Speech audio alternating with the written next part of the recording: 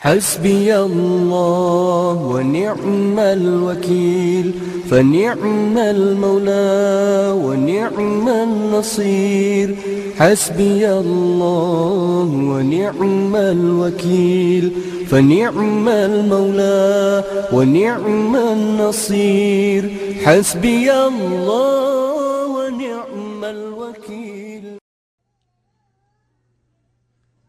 السلام علیکم. ماشاء اللہ، گزشتہ رات کی نسبت یہ بہت اچھا ہے. مجھے آپ پر فخر ہے. مجھے اکثر لوگوں کے چہرے یاد ہیں اور ان کی مسکراہٹیں بھی واپس آ گئی ہیں، مگر سب کی طرف سے نہیں. ایک بھائی ابھی بھی مجھے غصے سے گھور رہے تھے. خیر، آج ہم یہ بات کریں گے کہ ہم نے یہاں سے کہاں جانا ہے. ٹھیک، ہم باتیں کرتے رہے ان مسائل پر کہ جن کا ہمیں سامنا ہے، لیکن اب ہمیں دیکھنا ہے کہ ہمیں کرنا کیا ہے، کہ ہمیں آگے کا لائحہ عمل کیا تیار کرنا ہے. ہم اس میٹنگ سے کیا لے کے جا رہے ہیں؟ یہ ایک اچھا سوال ہے. مجھے نہیں لگتا کہ میرے پاس اس کا جواب ہے. بس ہم جوابات کی بجائے مزید سوالات کو اجاگر کرتے ہیں، کیونکہ جب ہمارے پاس کہنے کے لیے کچھ نہیں ہوتا تو ہم ایسا ہی کرتے ہیں کہ ہم مزید سوالات اٹھاتے ہیں. میرا خیال ہے کہ ہم نے بہت وقت گزار دیا ہے مسائل کے بارے میں باتیں کرتے ہوئے، خصوصاً ان مسائل کے بارے میں جو ہمیں اس معاشرے میں درپیش ہیں اور یہ کہ ان سے کیسے بچا جائے. اور میرا خیال ہے ایسا کرنا بگی کو گھوڑے کے آگے باندھنے کے مترادف ہے، جس کا مطلب ہے کہ آپ کو چیزوں کو منطقی طور پہ لینا ہوگا. ٹھیک ہے، ہمیں اس وقت پر کسی تبدیلی کے بارے میں بات نہیں کرنی چاہیے، کیونکہ ہمیں پہلے خود کو بدلنا ہوگا. میرا مطلب ہے کہ ہمیں پہلے خود کو بدلنے کی ضرورت ہے. بھائی نے اس بارے میں تھوڑی سی بات کی ہے اور انہوں نے کچھ نقطوں کو اٹھایا ہے، لیکن میں اسے کھول کر آپ کے سامنے بیان کروں گی. ٹھیک ہے، ہم میں سے بہت سے ہیں جو کہ اپنا تعارف مسلمان کے طور پر کرواتے ہیں اور لوگوں کے سامنے اسلام کو پیش کرتے ہیں اور ایک خیال پیدا کرتے ہیں جس سے یہ گمان پیدا ہوتا ہے کہ ہمیں ان کے سوچ کے مطابق ہر چیز کو بدلنا ہوگا. جبکہ میں یہ پوچھتی ہوں کہ ہم میں سے بہت سو کے پاس مسلمان کہلوانے کا حق ہے بھی کہ نہیں؟ جی ہاں، میں یہ پوچھتی ہوں کہ ہمارے پاس یہ حق ہے یا نہیں. میں پوچھتی ہوں کیونکہ میں ان بہنوں اور بھائیوں کی باتیں سنتی ہوں جو کہ کہتے ہیں کہ جیسے ہم سوچ رہے ہیں ہمیں ایسا نہیں سوچنا چاہیے. مسلمان ہونے کے طور پر ہم جب بھی کچھ غلط ہوتا ہوا دیکھیں، ہمیں صحیح کا ساتھ دینا ہے اور غلط کو روکنا ہے. اور یہ ہمارے اپنے اعمال پر بھی لاگو ہوتا ہے، ہمارے اپنے رویوں پر بھی اور ہمارے اپنے خیالات پر بھی. ہمیں خود سے شروع کرنا ہوگا اور پھر اسے دوسروں تک پھیلانا ہوگا. ہمیں سب سے پہلے یہ شناخت کرنی ہے کہ آیا کہ ہم مسلمان ہیں بھی کہ نہیں، یا مسلمان ہونا کیا ہوتا ہے. مسلمان کا کائنات کے خالق کے ساتھ ایک خاص رشتہ ہوتا ہے، اور ہمارا یہی ماننا ہے کہ ہم کائنات کے خالق کے ساتھ وہ خاص رشتہ رکھتے ہیں کیونکہ ہمارے اور اس کے بیچ کوئی بھی شریک یا حصے دار نہیں، کیونکہ ہمارے پاس قرآن ہے جو کہ مکمل اور خدا کا غیر تبدیل یافتہ کلام ہے، جو کہ نزول کے وقت محفوظ کیا گیا، نہ کہ لوگوں کی یادداشتوں سے. اور یہ سارے وقت میں محفوظ رہا اور انشاءاللہ ایسا ہی محفوظ رہے گا.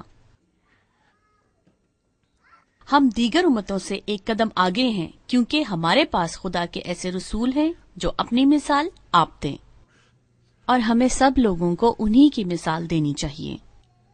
لیکن ہم ایسا نہیں کرتے. بہتری اس لیے نہیں آ رہی کیونکہ ہم اسے اپنی زندگیوں پر لاگو نہیں کر رہے، ہم اسلام کے مطابق نہیں چل رہے، ہم اسلام پر عمل پیرا نہیں ہیں. ہمارے اندر مسلمان کسی محبت و شفقت اور جذبہ رحم موجود نہیں ہے، اور صحیح مسلمان ہونے کے لیے ہم میں یہ ہونا ضروری ہے. ہمیں لازماً دوسروں کو خود پر ترجیح دینا ہوگی. ہم مسلمان اپنے مسائل کے لیے کب تک دوسروں کو مورد الزام ٹھہراتے رہیں گے، بجائے اس کے کہ ہم خود اپنے ہر عمل اور اس کے رد عمل کی ذمہ داری اٹھائیں. نہیں، ابھی ہم تیار نہیں ہیں. ابھی ہم دنیا میں کوئی تبدیلی نہیں لا سکتے. ہم تب تک کوئی تبدیلی نہیں لا سکتے جب تک ہم اپنے دلوں میں اسلام کو زندہ نہ کر لیں. اپنے اعمال میں اسلام کو زندہ کریں اور اپنی سوچ کے طریقہ کار میں بھی ہمیں اسلام سے اپنی زندگی سے بھی زیادہ پیار کرنا ہوگا، اور ہمیں اپنی فلاح و بہبود سے بھی زیادہ اپنے بہنوں اور بھائیوں کا خیال کرنا ہوگا، اور ہمیں زمین پر ایک خلیفہ کے طور پر یہ تسلیم کرنا چاہیے کہ ہم سب انسانوں کی فلاح و بہبود کے ذمہ دار ہیں، خواہ وہ کسی بھی رنگ، نسل یا مذہب سے تعلق رکھتے ہوں، ہم ان کی فلاح کے ذمہ دار ہیں۔ اسی طرح ہم ماحول کے بھی ذمہ دار ہیں، اور جیسا کہ ہمارے امریکی دوست کہتے ہیں کہ 4 ٹانگوں والے تمام جانوروں کے لیے بھی۔ اور پھر بھی ہم خود غرضی کا مظاہرہ کرتے ہوئے اپنے مفاد کے بارے میں سوچتے ہیں اور یہ نہیں سوچتے کہ دوسروں کا مفاد کس چیز میں ہے۔ ہم خود پسندی کی ایک ایسی کیفیت میں چلے جاتے ہیں جہاں ہم یہ سوچنے کے قابل نہیں رہتے کہ دوسروں پر اس کا اثر کیا ہوگا۔ ذرا سوچئے، اب جو لفظ اپنی زبان سے ادا کرتے ہیں اور جو بھی کام کرتے ہیں وہ لازماً کسی نہ کسی پر اثر انداز ہوتا ہے۔ یہی وجہ ہے کہ ہمیں اپنے الفاظ کو ضائع کرنے سے منع کیا گیا ہے، اور غلط لفظوں کا استعمال خطرناک ہو سکتا ہے۔ ہم جو کچھ کہتے ہیں اسے سوچ سمجھ کر کہیں، اور جس سے کچھ کہتے ہیں اس کو اچھی طرح سمجھ کر اپنی بات کہیں۔ اور یہی وجہ ہے کہ کوئی بھی کام کرنے کا کوئی ایک طریقہ نہیں ہوتا، جیسے کہ قرآن خود فرماتا ہے کہ لوگوں سے ان کے طریقے میں بات کرو۔ وہ طریقہ نہیں جو ہماری سمجھ میں آئے، وہ طریقہ جو ان کی سمجھ میں آئے۔ ایک دفعہ ایک نوجوان شخص تھا جو بڑے جوش و خروش سے لوگوں کو کہہ رہا تھا کہ محنت کریں اور کائنات کو اسلام کے مطابق بدل دیں۔ اس نے ایک سادہ سی بات کی جو میری سمجھ میں آ گئی۔ اس نے کہا، اگر آپ مجھ سے نفرت کرتے ہیں تو آپ مجھے کچھ نہیں سکھا سکتے، اگر آپ مجھ سے خوفزدہ ہیں تو آپ مجھے کچھ نہیں سکھا سکتے، آپ مجھے کچھ نہیں دے سکتے اگر آپ مجھے پسند نہیں کرتے۔ وہ الفاظ یقیناً سچے تھے، کیونکہ اگر آپ کسی سے خوفزدہ ہیں، اگر آپ کسی سے نفرت کرتے ہیں، اگر آپ کسی کی پرواہ نہیں کرتے، کسی کو ناپسند کرتے ہیں، کسی کو اچھا نہیں جانتے، تو آپ اس کو بدلنے کے لیے کچھ نہیں کر سکتے۔ آپ ان کی حالت کو نہیں بدل سکتے، آپ صرف چیزوں کو مزید بدتر کریں گے۔ اس لیے میں آپ سے ایک سوال پوچھنا چاہتی ہوں کہ کیا ہمارے دلوں اور ہماری نیتوں میں اسلام موجود ہے، یا ہم اپنی خودی اور انا کا شکار ہو کر زور زور سے چلاتے رہیں گے؟ کیا ہم لوگوں کو متاثر کرنے پر زیادہ زور دیتے ہیں، اور ایک دوسرے کو بھی اتنا کہ ہم بھول بیٹھے ہیں کہ ہمیں کیا ہونا چاہیے؟ ہمیں اللہ کے سامنے عاجز ہونا چاہیے، کیونکہ اس نے ہمیں ہماری طلب سے بڑھ کر نعمتوں سے نوازا ہے اور مایوسی میں ہمیں امید بخشی ہے۔ اور ہم جانتے ہیں کہ اللہ ہمارے ساتھ ہے اور ہماری رہنمائی فرما رہا ہے تاکہ ہم اس دنیا اور آخرت میں بھی کامیاب رہیں۔ ہم جانتے ہیں کہ اللہ سبحانہ و تعالی ہمیشہ ہماری مدد فرمائے گا۔ وہ کامل دوست ہے، کامل ساتھی ہے ہمارا، وہ مہربان ہے اور وہ رحیم ہے اور وہ کریم ہے، خالص ترین ہے۔ وہ ہمیں سکھاتا ہے کہ ہم کیسے مظاہرہ کریں محبت کا، رحم دلی کا، انس کا، دوستی کا، تحفظ کا، اخلاص کا۔ جب ہم اپنے دلوں کی تصحیح کر لیں گے، اپنا ایمان درست کر لیں گے، اور جب ہمارے آداب حقیقتاً اسلامی ہوں گے، جب اسلام ہمارے دل کی دھڑکن ہوگا، تب ہم اس معاملے میں بات کریں گے کہ ہم دوسروں کو کس طرح سے بدلیں۔ لیکن شاید تب آپ کو حیرانی ہو کہ لوگوں میں برائیاں کس قدر کم ہیں، لیکن جب آپ حقیقتاً اسلام کے مطابق جیتے ہیں تو آپ لوگوں کو جانچنا چھوڑ دیتے ہیں، کیونکہ جانچنے والا اللہ ہے، آپ نہیں ہیں۔ آپ الفاظ کے پیچھے چھپی ہوئی حقیقت سے آگاہ نہیں ہو۔ آپ نہیں دیکھ سکتے کہ کسی فرد کے دل میں کیا چھپا ہوا ہے، چاہے ان کے الفاظ کتنے ہی بڑے کیوں نہ ہوں۔ آپ انہیں نہیں جانچ سکتے۔ آپ کو کچھ علم نہیں ہے کہ اس کمرے میں بیٹھے ہوئے کسی شخص کا انجام کیا ہوگا یا پوری کائنات کا۔ شاید میری بات اختتام کی طرف تلخ ہو، مگر ایسا اس لیے ہے کیونکہ میں کچھ ختم نہیں کر رہی ہوں بلکہ شروع کر رہی ہوں۔ میں چاہتی ہوں کہ آپ خود اپنا محاسبہ کریں کہ آپ کہاں ہیں اور آپ کیا کر رہے ہیں. میں نہیں چاہتی کہ آپ کسی ریوڑ کے جانور کی طرح زندگی گزاریں کہ ایک جانور کسی پہاڑی پر چڑھ گیا تو اس کی دیکھا دیکھی باقی سارے بھی اس کے پیچھے ہو لیے. آپ مسلمان ہیں. اگر آپ مسلمان ہیں تو آپ کو علم حاصل کرنا ہوگا، آپ کو سمجھ بوجھ حاصل کرنا ہوگی اور اسے اپنی زندگی کے ہر پہلو پر لاگو کرنا ہوگا، اور اندھا دھند پیروی نہیں کرنی جیسا کہ دوسرے لوگ کہتے ہیں یا کرتے ہیں. آپ خود ہی ذمہ دار ہوں گے اور آپ خود ہی کائنات کے خالق کے سامنے جواب دہ ہوں گے. کوئی آپ کا دفاع نہیں کر سکتا، بلکہ کوئی آپ کا دفاع نہیں کرے گا قیامت کے دن. واحد دفاع جو آپ رکھتے ہیں وہ ہے آپ کے ہاتھ، آپ کے پیر، آپ کی زبان، آپ کا دل، آپ کا قرآن اور آپ کے اعمال. کیا آپ اس کے لیے تیار ہیں؟ جب آپ کائنات کے خالق کا سامنا کرنے کے لیے تیار ہیں، جب آپ میں کوئی جھجک باقی نہیں، جب آپ کائنات کے خالق کے سامنے کے لیے تیار ہیں، تب آپ کائنات کو بدلنے کے لیے تیار ہیں. السلام علیکم.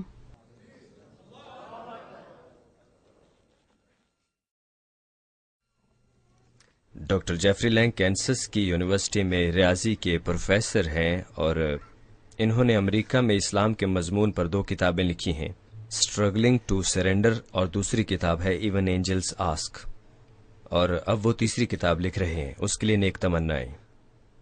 انہوں نے 1982 میں پروڈو یونیورسٹی سے اپنی پی ایچ ڈی کی ڈگری حاصل کرنے کے بعد اسلام قبول کیا. یہ شادی شدہ ہیں اور ان کی 3 بیٹیاں ہیں جن کی عمریں 12، 13 اور 15 سال ہیں، اور اتنا ہی میں ان کے بارے میں جانتا ہوں. تو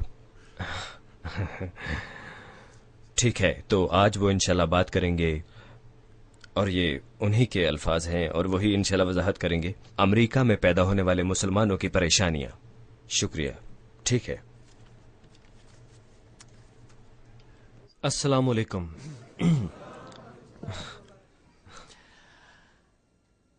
اوکے، آج میں امریکی مسلمانوں کے بارے میں اپنی گفتگو کا آغاز کروں گا. میں ایک سوال سے شروع کرتا ہوں کہ امریکہ میں مسلمانوں کا سب سے بڑا گروپ کون سا ہے؟ جی بلا شبہ امریکہ میں مسلمانوں کا سب سے بڑا گروپ کون سا ہے؟ امریکی مسلمانوں کا سب سے بڑا گروپ کون سا بنتا ہے؟ تو چلیے دیکھتے ہیں. مرد؟ نہیں، بالکل نہیں. عورتیں؟ شاید مہاجر، نو مسلم، پتہ نہیں. خیر چلیے ہم انہیں ایک اندازے کے مطابق شمار کرنے کی کوشش کرتے ہیں. امریکہ میں اگر مسلمانوں کی تعداد کے بارے میں سوچیں تو کچھ کے مطابق یہ 40 لاکھ تک ہے اور کچھ کے مطابق یہ 80 لاکھ تک ہے. ہم درمیانی مقدار کو لیتے ہیں اور کہتے ہیں کہ امریکہ میں 60 لاکھ مسلمان ہیں. ہم مان لیتے ہیں کہ امریکہ میں مسلمانوں کی تعداد 60 لاکھ تک ہے. میرے خیال میں اس سے حساب کتاب پر کچھ زیادہ اثر نہیں پڑتا. ہم مان لیتے ہیں کہ یہ 60 لاکھ ہے. اندازے بتاتے ہیں کہ ان 60 لاکھ مسلمانوں میں سے تقریباً 10 لاکھ تک مسلمان نو مسلم مسلمان ہیں. کچھ دیر کے لیے ہم ان 10 لاکھ نو مسلموں کو ایک طرف رکھ دیتے ہیں. اب پیچھے بچنے والے مسلمانوں کی تعداد 50 لاکھ بچتی ہے. اوکے، لیکن رکیے، پہلے ہم ان 50 لاکھ مسلمانوں کو اور ان 10 لاکھ مسلمانوں کو اکٹھا کرتے ہیں اور ان پر ایک نظر ڈالتے ہیں. ان میں سے زیادہ تر مسلمان فیملی ممبرز ہیں جو مسلمان خاندانوں سے آتے ہیں. ایک اوسط مسلمان گھرانہ کم سے کم 3 بچے رکھتا ہے. مسلمان زیادہ بچے رکھنا پسند کرتے ہیں. یہ اوسط 4 سے 5 بچے تک ہو سکتی ہے، لیکن ہم اپنی بحث کو آگے بڑھانے کے لیے فرض کرتے ہیں کہ یہ 3 بچے تک ہے. اس سے پتہ چلتا ہے کہ 5 لوگوں کے مسلمان گھرانے میں 3 چھوٹے بچے ہیں. 3 بچے جنہیں ان کے والدین نے امریکی معاشرے میں جنم دیا. ان 60 لاکھ مسلمانوں کے 60% بچے ایسے ہیں جن کو ان کے والدین نے امریکہ میں پیدا کیا. 60 لاکھ کا 60% 36 لاکھ بنتا ہے. اگر اس میں 10 لاکھ نو مسلموں کو ملائیں تو یہ 46 لاکھ بنتا ہے. 60 لاکھ میں سے 46 لاکھ کم از کم 75% بنتا ہے. کوئی مجھے بتائے کہ وہ سب کہاں ہیں؟ کیونکہ میں اس ملک میں ایک سے دوسری اور دوسری سے تیسری مسجد میں جاتا رہتا ہوں اور ایک اسلامک سینٹر سے دوسرے اسلامک سینٹر مسلمانوں سے بات کرنے کے لیے جاتا ہوں، لیکن میں انہیں نہیں دیکھتا. جس بھی محفل میں جاتا ہوں وہاں ان کی نمائندگی نہیں ہوتی. یا شاید کبھی کبھار آپ اس طرح کی مجلس میں 1 2 3 4 5 تک لوگوں کو دیکھ سکیں، یا شاید 10 سے 15 بھی ہو سکتے ہیں. لیکن اگر آپ امریکہ میں موجود مسلمانوں کی کسی کمیونٹی میں جائیں اور آپ مسجد میں جائیں یا کمیونٹی کی میٹنگ میں جائیں یا وہاں کی کسی تقریب میں جائیں، وہ وہاں نہیں ہوں گے. لارنس کینسس، جہاں کے بارے میں کہا جاتا ہے کہ وہاں پہ تقریباً 500 سے لے کر 1000 تک امریکی پیدائش یافتہ مسلمان رہتے ہیں وہاں اور اس کی ارد گرد کی کمیونٹیز میں. آپ جانتے ہیں کہ وہاں پر جمعے کی نماز پر یہ کمیونٹی میٹنگز میں کتنے لوگ آتے ہیں؟ 2، ایک میں اور ایک اور. تو کہاں ہے وہ 75%؟ نہ دکھنے والا 75% جو ہمیں کبھی کبھار نظر آتا ہے. پچھلے 50 سالوں سے مسلمان ممالک سے تعلیم کے سلسلے میں امریکہ آنے والوں کی تعداد میں کافی اضافہ ہوتا رہا ہے. اس سے پہلے بڑے پیمانے پر ہجرت ہوتی تھی، لیکن پچھلے 50 سالوں سے تقریباً نصف صدی سے مسلمانوں کا ایک مستقل بہاؤ امریکہ کی طرف ہوتا رہا ہے پوری دنیا سے. اور اگرچہ وہ امریکن مسلمان ادارے بنا چکے ہیں جیسے MSA، اکنا، اسنا، AINA، میرے خیال میں AMC، بہت سے اس طرح کے اور بھی نام مل سکتے ہیں، مگر نصف صدی گزرنے کے بعد بھی مذہب یہاں پر اپنی مضبوط جڑ نہیں بنا سکا، کیونکہ جڑ پکڑنے کے واسطے اسے یہاں کی مقامی آبادی میں جڑ پکڑنی پڑے گی، خصوصاً ان لوگوں میں جو یہاں پیدا ہوئے. آپ 50 سالوں سے یہاں رہ رہے ہیں. جب 1982 میں اس مذہب میں داخل ہوا تو جب میں نماز پڑھنے مسجد میں جاتا تو میں دیکھتا تھا کہ وہ جماعت زیادہ تر مشتمل ہوتی تھی 2 طرح کے لوگوں پر، ایک مہاجر مسلمان، دوسرا غیر ملکی طالب علم، اور اکا دکا نو مسلمان بھی. اور 1990 کی دہائی میں اور اس کے ابتدائی سالوں میں جب بھی میں مسجد میں جاتا تو میں دیکھتا کہ اس کمیونٹی کے زیادہ تر لوگ کچھ تو مہاجر مسلمان ہوتے، یا غیر ملکی طلبہ، یا پھر 1-2 نو مسلم اس جماعت میں ہوتے. اور اب جب میں مسجد میں جاتا ہوں تو صورتحال ویسی ہے. 50 سالوں میں ہم یہاں پر مسلمانوں کی تقریباً 3 نسلیں پیدا کر سکتے تھے، تو دوسری اور تیسری کہاں ہیں؟ ہم دنیا کو جیتنے کی باتیں کر رہے ہیں، اسلام کا پیغام دنیا تک پہنچانے کی، جدید دنیا کو اسلام کے ذریعے جیتنے کی، حالانکہ ہم اپنے بچوں کو بھی نہیں جیت پائے.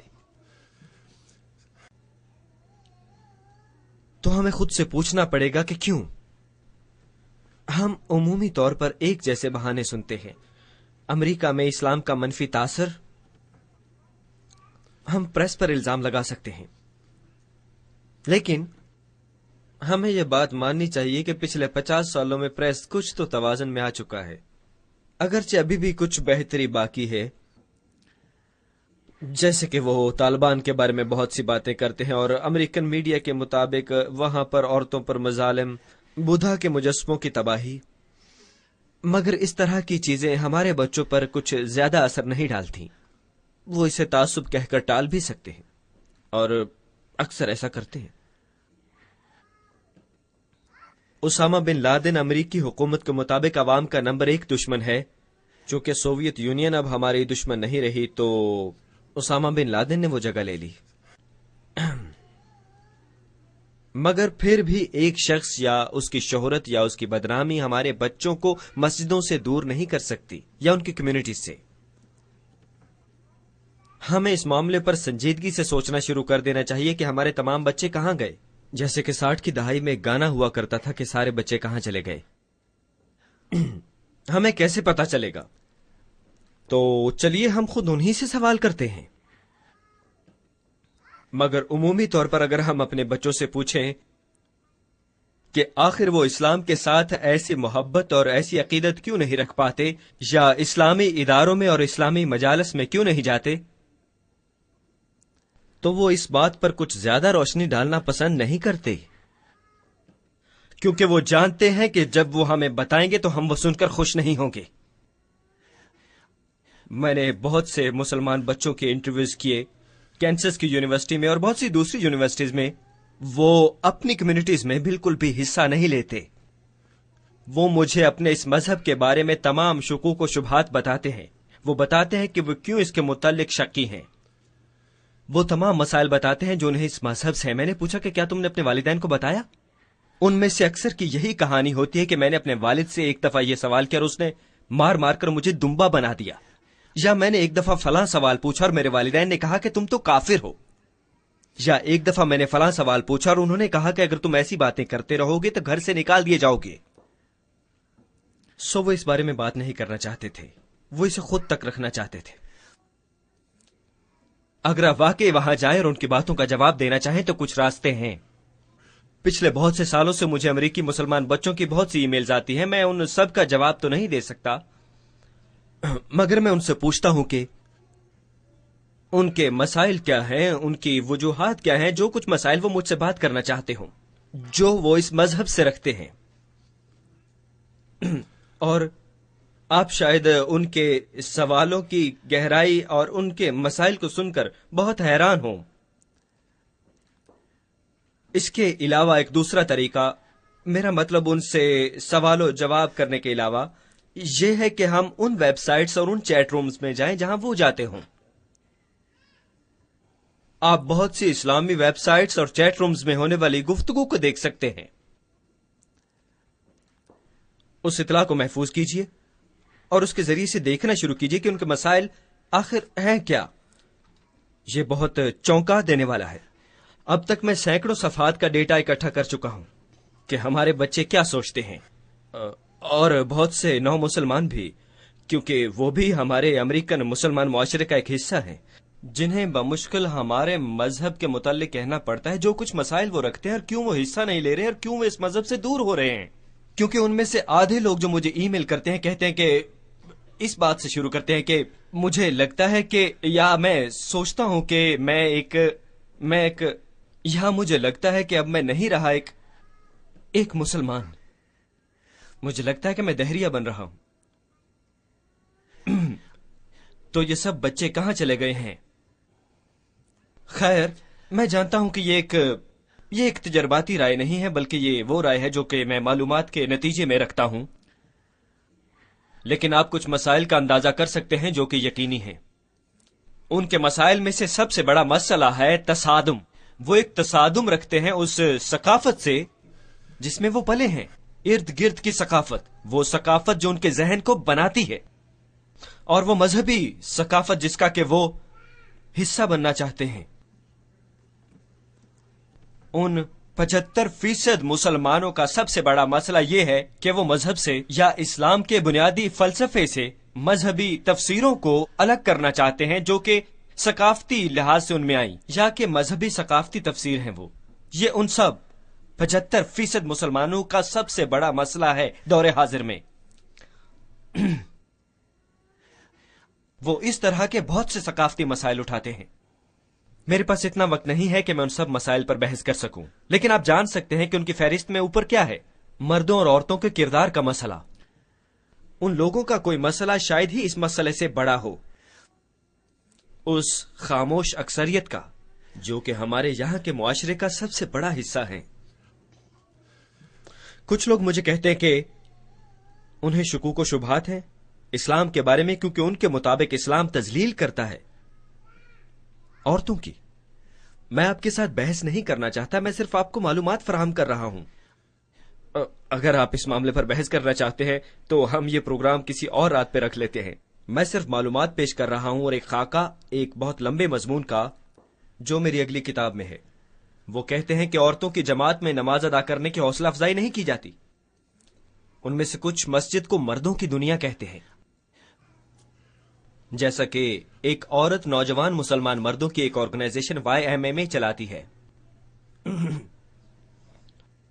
وہ کہانیاں سناتے ہیں کہ کیسے انہیں جمعے کی نماز ادا کرنے کی خواہش پر مسجد کے سامنے ٹھوکریں ماری گئی، یا انہیں پیچھے کسی غلیظ اندھیرے کمرے میں دھکیل دیا جاتا ہے کچھ اور بے سہارا عورتوں کے ساتھ، جہاں وہ خطیب کو بھی نہیں دیکھ سکتی. انہیں جمعے کی نماز ادا کرنے کے لیے کسی کال کوٹڑی میں بیٹھنا پڑتا ہے. وہ مجھے ایسی کہانیاں سناتے ہیں. انہوں نے بتایا کہ وہ کیسے لڑی اور کچھ دوسری بہنوں کے ساتھ انقلاب پیدا کرنے کی کوشش بھی کی، یہاں تک کہ ان کو نکال دیا گیا اور انہوں نے جانا چھوڑ دیا، اور اس طرح سے ان کا معاشرے کے ساتھ رابطہ ٹوٹ گیا.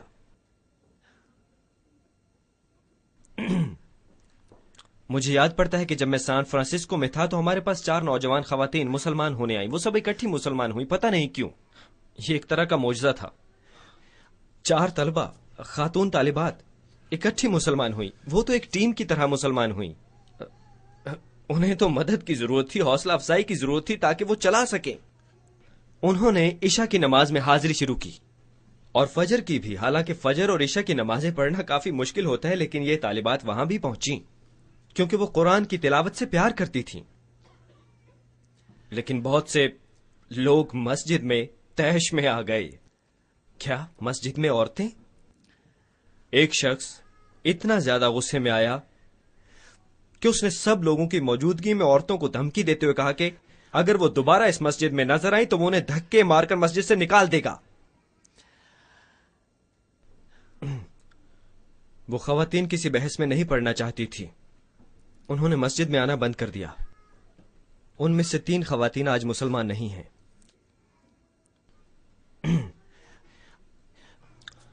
عورتوں کو اثر و رسوخ والی جگہ نہیں دی جاتی ہمارے معاشرے میں، اور نہ ہی بورڈز آف ڈائریکٹرز کی جگہیں، اور انہیں معاشرے میں نمائندگی سے بھی روکا جاتا ہے. ہم انہیں معاشرتی یا سیاسی نمائندگی نہیں دیتے، بلکہ ہم انہیں کاٹ کر الگ پھینک دیتے ہیں. ہم آپ کی آواز، آپ کی رائے، آپ کے نقطہ نظر کو اٹھانے کی اجازت نہیں دیتے. عمومی طور پر کمیونٹی کے زیادہ تر فیصلے مرد حضرات ہی کرتے ہیں. عورتوں کی آواز نہیں سنی جاتی، ماں سوائے کہ وہ خواتین میں ہی بولیں تو. مگر جہاں پر کمیونٹی کے سب سے بڑے فیصلے کیے جاتے ہیں وہ وہاں پر نہیں ہوتی. یہ شکایت ہمیں ملتی ہے. 9 مسلم خواتین اس بحث سے ابھی تک مستثنا ہیں، کیونکہ ابھی تک ہم نے صرف ان 75% لوگوں کے بارے میں ہی بات کی ہے. حالانکہ 9 مسلم خواتین کی بھی بہت بڑی تعداد ہے. یہ بھی معاشرے کا ایک بہت بڑا حصہ ہے جو بہت مشکلات میں ہے. رپورٹس تو یہی کہتی ہیں اور یہی مجھے بتایا بھی گیا ہے. مشکلات بہت ہیں کیونکہ یہ خواتین بہت زیادہ خوفزدہ ہیں. وہ درست ہوں یا غلط، اس سے ہمیں سمجھنے میں مدد ملتی ہے کہ کیوں لوگ اس طرح سے نہیں آتے جس طرح سے ہم چاہتے ہیں کہ وہ آئیں، اور کیوں یہ اکثریت ہماری آنکھوں سے اوجھل ہے. وہ مجھے بتاتے ہیں کہ انہیں مسلم معاشرے میں دوسرے درجے کا شہری گردانا جاتا ہے، بلکہ در حقیقت وہ بتاتے ہیں کہ انہیں تیسرے درجے کا شہری یا چوتھے درجے کا شہری گردانا جاتا ہے. کیونکہ وہ مجھے بتاتے ہیں کہ سب سے اوپر مسلمان مرد ہیں، اور اس کے بعد مسلمان غیر ممالک سے آنے والی مسلمان عورتیں، یعنی مسلم ممالک سے آنے والی عورتیں، اور پھر تیسرے درجے پر آتی ہیں مسلمان مہاجر عورتیں، اور پھر سب سے آخر میں اور سب سے نیچے آتی ہیں امریکہ میں رہنے والی 9 مسلم خواتین. اب یہ نقطہ نظر ٹھیک ہے یا غلط، لیکن پھر بھی یہ نقطہ نظر اپنا وجود تو رکھتا ہے. ہمیں اس کی فکر ہونی چاہیے کہ آخر ہم کیا کر رہے ہیں، اور ہمیں اس نقطہ نظر کو سمجھنا ہوگا. سن لیجئے کہ اب بھی 9 مسلم مرد حضرات کی یہ رائے نہیں ہے، خاص کر اگر کہ وہ گورا ہو، بھورے بال ہوں، نیلی آنکھیں، انگریز ماں باپ کی اولاد، مرد. وہ ایسا نہیں سوچتا. جس دن میں نے اسلام قبول کیا تو یوں تھا گویا آسمان سے کوئی فرشتہ نیچے اتر آیا ہو. لوگوں کی آنکھوں سے مسلسل آنسو بہ رہے تھے. لوگ مجھے بار بار گلے مل رہے تھے. بہت سے لوگ مجھے ہال میں بار بار روک کر مبارکباد دے رہے تھے. کچھ تو میرے ہاتھ تک چوم رہے تھے. وہ خود کو مجھ سے دور رکھ ہی نہیں پا رہے تھے. جس دن میں مسلمان ہوا اس دن میں ایک میٹنگ میں گیا تو وہاں پر میری جیبوں میں اتنے زیادہ مبارکباد کے کاغذات بھر دیے گئے کہ میں مزاحیہ لگتا تھا. میں کووں کو اڑانے والے جادوگر جیسا لگتا تھا. اور جب میں وہاں سے گھر واپس آ رہا تھا تو راستے میں ایک آدمی نے کہا، او بھائی اگر آپ صرف ایک بار میرے ساتھ میرے ملک آ جائیں. اس کا ملک کویت تھا. اگر میں آپ کو ایک دفعہ وہاں لے جا پاؤں تو لوگ آپ کو دیکھیں گے. آپ کے سنہرے بال، آپ کی نیلی آنکھیں، اور آپ کی گوری رنگت، اور آپ کا امریکن ایکسنٹ. میں نے سوچا کہ اگر خدا کا پیغمبر اور اس کا پیغام بھی ان لوگوں پر اثر نہیں کر پایا تو پھر میں یہاں پر کیا مقصد حاصل کرنے کے لیے جا رہا ہوں. میں نے اس سے پوچھا کہ آخر یہ رنگ و نسل کا کیا مسئلہ ہے، اس سے کیا فرق پڑتا ہے آخر کیا. مجھے اس وقت اس بارے میں معلوم نہیں تھا. بعد میں مجھے آہستہ آہستہ یہ باتیں سمجھ میں آ گئی. مگر میں نے کہا کہ مثال کے طور پر اگر میں کالا امریکی ہوتا اور تم مجھے ان لوگوں کے سامنے لے کر جاتے تو کیا وہ کم متاثر ہوتے؟ وہ کچھ بھی نہیں بولا. یقیناً بعد میں مجھے پتا چل گیا کہ یہ سچ تھا۔ واپس 9 مسلم خواتین پر آتے ہیں۔ وہ دعویٰ کرتی ہیں کہ انہیں تذلیل کا نشانہ بنایا جاتا ہے، نظر انداز کیا جاتا ہے، ان کی تضحیک کی جاتی ہے، انہیں محروم کیا جاتا ہے، انہیں کاٹ کر پھینک دیا جاتا ہے اپنے ہی معاشرے سے، اور انہیں اپنے ہی معاشرے میں برابری کے حقوق نہیں دیے جاتے، خاص طور پر مردوں کے مقابلے میں، بلکہ عورتوں سے بھی کم۔ وہ دعویٰ کرتی ہیں، وہ اکثر یہ دعویٰ کرتی ہیں کہ عورتیں بھی، کہ ان کے ساتھ روایتی مسلمان عورتیں مردوں سے بھی بدتر سلوک کرتی ہیں۔ شاید یہ آپ کو غیر منصفانہ لگے، کیونکہ آپ کو تو یہ ایک کھلے ذہن والی کمیونٹی لگتی ہے، تو یہ سب باتیں شاید آپ پر لاگو نہ ہوتی ہوں، مگر اپنے ذاتی تجربے سے بتاتا ہوں کہ مسلمان مرد کچھ مسائل پیدا کرتے ہیں، جیسے کہ عورتوں کے بارے میں تنگ نظری رکھنا۔ مجھے یاد پڑتا ہے کہ ایک دفعہ ایک خاتون اور اس کی ماں، ایک اسٹوڈنٹ لڑکی اور اس کی ماں اس مذہب کے بارے میں سیکھنے مسجد میں آئی۔ انہوں نے اس مذہب کے بارے میں بہت سی تقاریر میں بہت اچھی اچھی باتیں سنی تھی، اور انہوں نے مل کر یہ فیصلہ کیا کہ وہ دونوں مسجد میں آنا چاہتی ہیں، ماں اور بیٹی دونوں، کہ وہ مذہب کے بارے میں سیکھ سکیں۔ وہ ایک اسلامک سینٹر پر پہنچی، بھائی نے دروازہ کھولا تو دیکھا کہ اس کے سامنے 2 مسکراتی خواتین موجود تھیں، مگر اس نے اسی وقت وہ دروازہ بند کر دیا، اور وہ اس کام پر فخر کر رہا تھا۔ وہ بعد میں اس پر شیخی مار رہا تھا۔ کبھی کبھار رویوں میں موجود یہ تعصب بہت زیادہ گہرا ہوتا ہے، اور میں نے خود اس کا تجربہ کیا جب میں سان فرانسسکو میں تھا۔ ہمارا ایک امام ہوا کرتا تھا اسلامک سینٹر میں۔ اس وقت میں جگہ، وقت اور سن نہیں بتاؤں گا۔ ہمارے کسی اسلامک سینٹر میں ایک امام ہوا کرتا تھا جو کہ ایک ملزم تھا، اور یہ صرف ایک الزام تھا۔ 6 عورتوں نے الزام لگایا۔ ان 6 عورتوں نے الزام لگایا جو کہ اس کی عربی کی کلاس میں سیکھنے آتی تھیں، 6 نو مسلم خواتین نے، کہ اس نے انہیں جنسی طور پر ہراساں کیا۔ انہوں نے اس پر الزام لگایا غلیظ اشارے کرنے کا، حالانکہ وہ شادی شدہ اور بچوں کا باپ تھا۔ اس پر الزام لگا۔ میں یہ نہیں کہتا کہ الزام درست تھا یا غلط تھا، مگر اس بارے میں کمیونٹی کی رائے مجھ سے الگ تھی۔ تو ان عورتوں نے اپنی اس شکایت کو مسجد کے رہنماؤں کے سامنے پیش کیا، اور وہاں پر عدالت لگی۔ اس وقت وہ عورتیں تو وہاں موجود نہیں تھی، مگر میں موجود تھا۔ انہوں نے ان عورتوں میں سے ایک سے لکھا ہوا بیان لیا اور اسے کمیونٹی ممبرز کے سامنے پڑھا۔ تو پھر بہت سے کمیونٹی ممبرز اور حتیٰ کہ مسجد کے رہنما بھی کھڑے ہوئے اور اس غریب امام کا دفاع کرنے لگے۔ انہوں نے کہا کہ وہ عورتیں طوائفیں ہیں۔ انہوں نے کہا کہ وہ عورتیں امریکن طوائفیں ہیں۔ یہ سب میں نے اپنے کانوں سے سنا۔ انہوں نے کہا کہ وہ محض کتی اور گندی عورتیں تھیں۔ آپ جانتے ہیں میں کیا کہہ رہا ہوں۔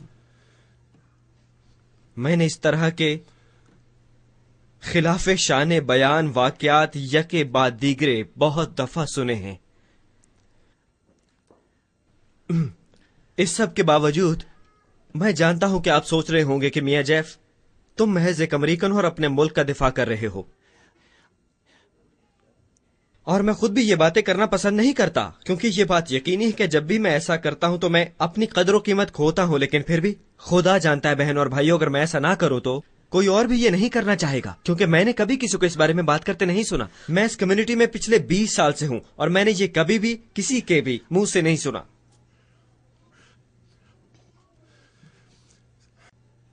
کیسی حیرانی کہ ہمارے بچے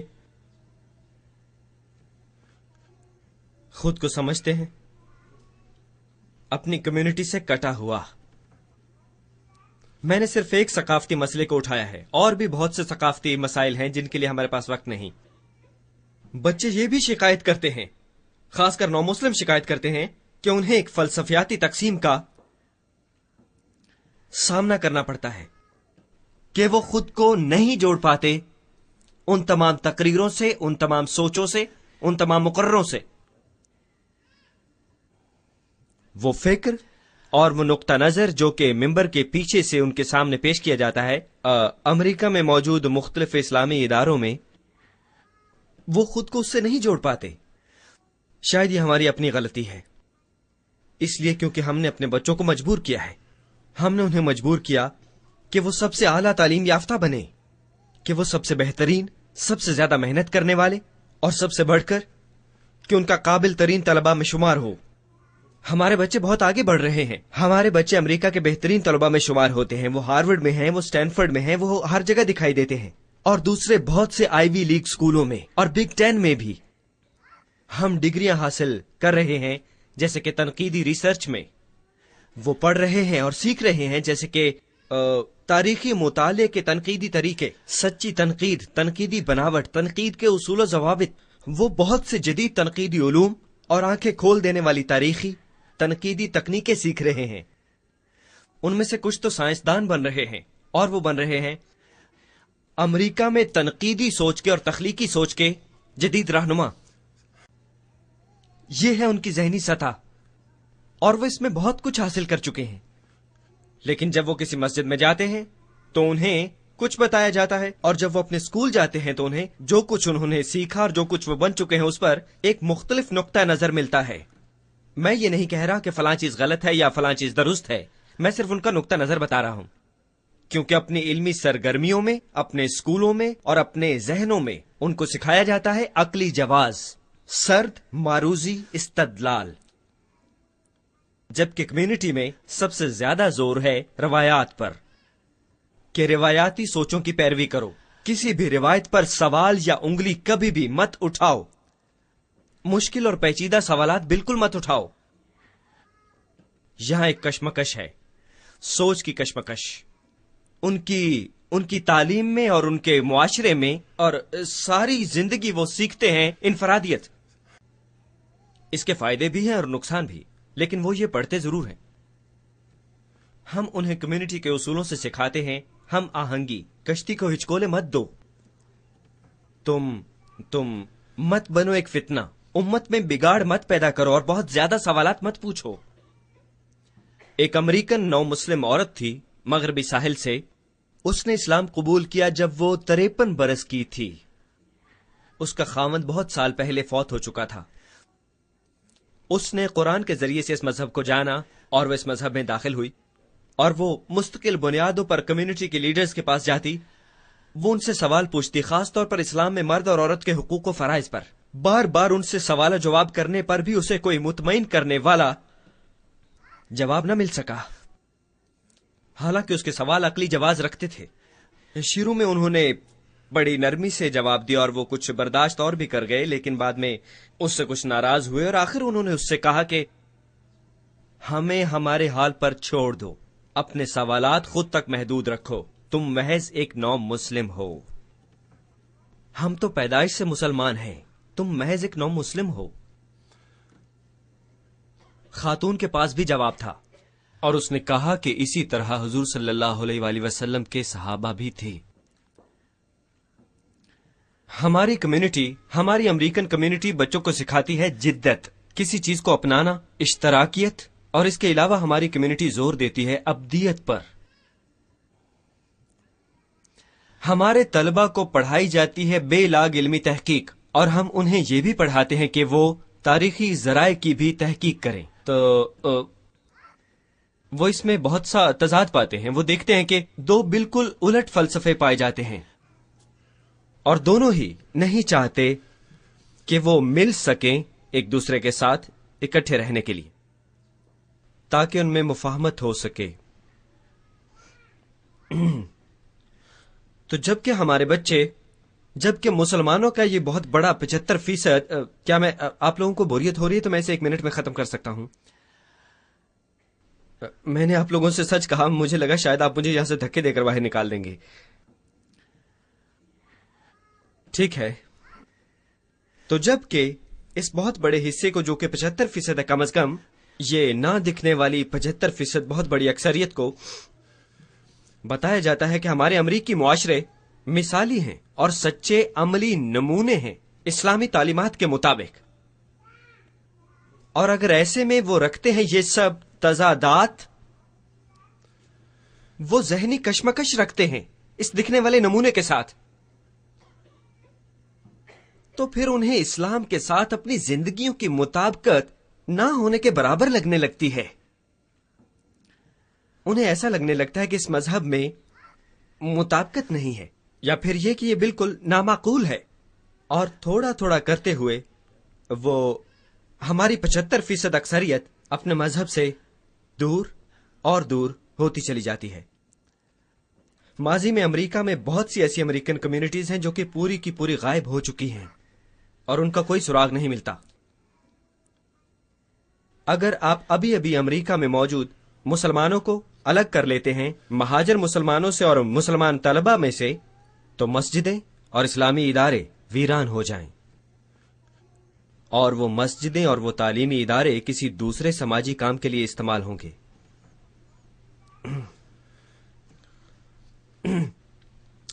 ان بچوں نے کہا، میں انہیں بچے کہتا ہوں حالانکہ ان میں سے کچھ 20, 30 اور 40 سال کے بھی ہیں. ان میں سے کچھ اسکولوں میں پروفیسرز ہیں، ڈاکٹرز ہیں، وکیل ہیں. یہ دوسری نسل کے تمام مسلمان اور نو مسلم بتاتے ہیں کہ انہیں اور بھی بہت سے مسائل کا سامنا ہے جن پر بحث کا بھی ہمارے پاس وقت نہیں ہے. بہرحال وہ کہتے ہیں کہ انہیں مسئلہ ہے اعلی اسلامی علم معرفت سے. معرفت ایک نظریہ ہے، ایک نظریہ جو ہم خود بناتے ہیں اپنے اور خدا کے درمیان میں پائے جانے والے تعلق کو سمجھنے کے لیے. معرفت انسان کی ایک نظریاتی مہم ہے. وہ غیر متفق ہیں اور مسائل رکھتے ہیں اعلی اسلامی نظریہ معرفت سے. اب جانتے ہوں گے کہ مرکزی علم معرفت الاشری کی سوچ ہے، اور اس کے علاوہ دوسرا فلسفہ معتزلہ ہے. انہوں نے ابتدائی چند صدیوں میں ایک دوسرے سے بحث کی، لیکن آخر میں الاشری فلسفہ جیت گیا. مگر ہمارا نوجوان مسلمان معاشرہ دونوں کو غیر معقول جانتے ہوئے کسی کے ساتھ بھی مطابقت نہیں رکھتا.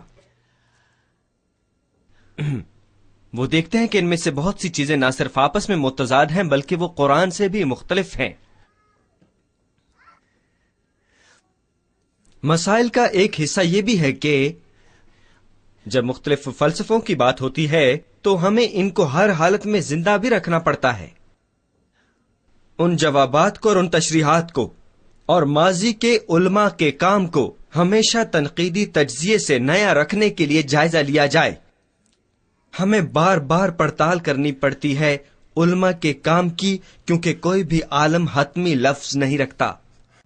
یہی لاگو ہوتا ہے فزکس میں، یہی لاگو ہوتا ہے میتھس میں، یہ انجینئرنگ میں بھی ہے، اور یہی لاگو ہوتا ہے تاریخ کے مطالعے میں بھی. یہی طریقہ ہے سوشل سائنسز میں، اور یہ لاگو ہوتا ہے ہر جگہ پر. اگر ہم کسی ایک خاص صدی کی سوچ پر عمل کریں تو پھر ہم ذہنی طور پر بہت بری طرح سے جامد ہو کے رہ جائیں گے، اور تب ہم نئی نسل کو سمجھنے میں مکمل ناکام ہوں گے. تو اس طرح سے بہت زیادہ وقت گزر جاتا ہے کہ وہاں سے ہم کبھی بھی واپس نہیں لوٹ سکتے، اور نہ ہی ہم کوئی مطابقت پاتے ہیں. اور سو چاہے کچھ بھی ہو، ہم اس میں کوئی بھی معقولیت نہیں ڈھونڈ پاتے، حتیٰ کہ وہ اس پیغام میں اور خود میں کوئی بھی رابطہ ڈھونڈنے میں ناکام رہ جاتے ہیں، کیونکہ ان میں وقت کا بہت بڑا خلا پایا جاتا ہے، اور یہ بہت محنت طلب ہے. ہمارے بچوں میں سے بہت سے بچے حدیث کے مجموعے پر شک کرتے ہیں. انہیں تاریخی مطالعے پر تنقید کے یہ طریقے سکھائے جاتے ہیں، اور پھر وہ شک کرنے لگتے ہیں. آخر کیوں ہوتا ہے ایسا؟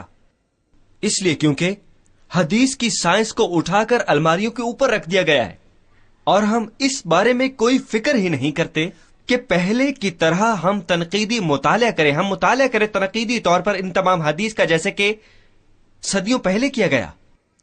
آپ ہی بتائیے کہ آج حقیقی طور پر حدیث کے کتنے علماء ہیں؟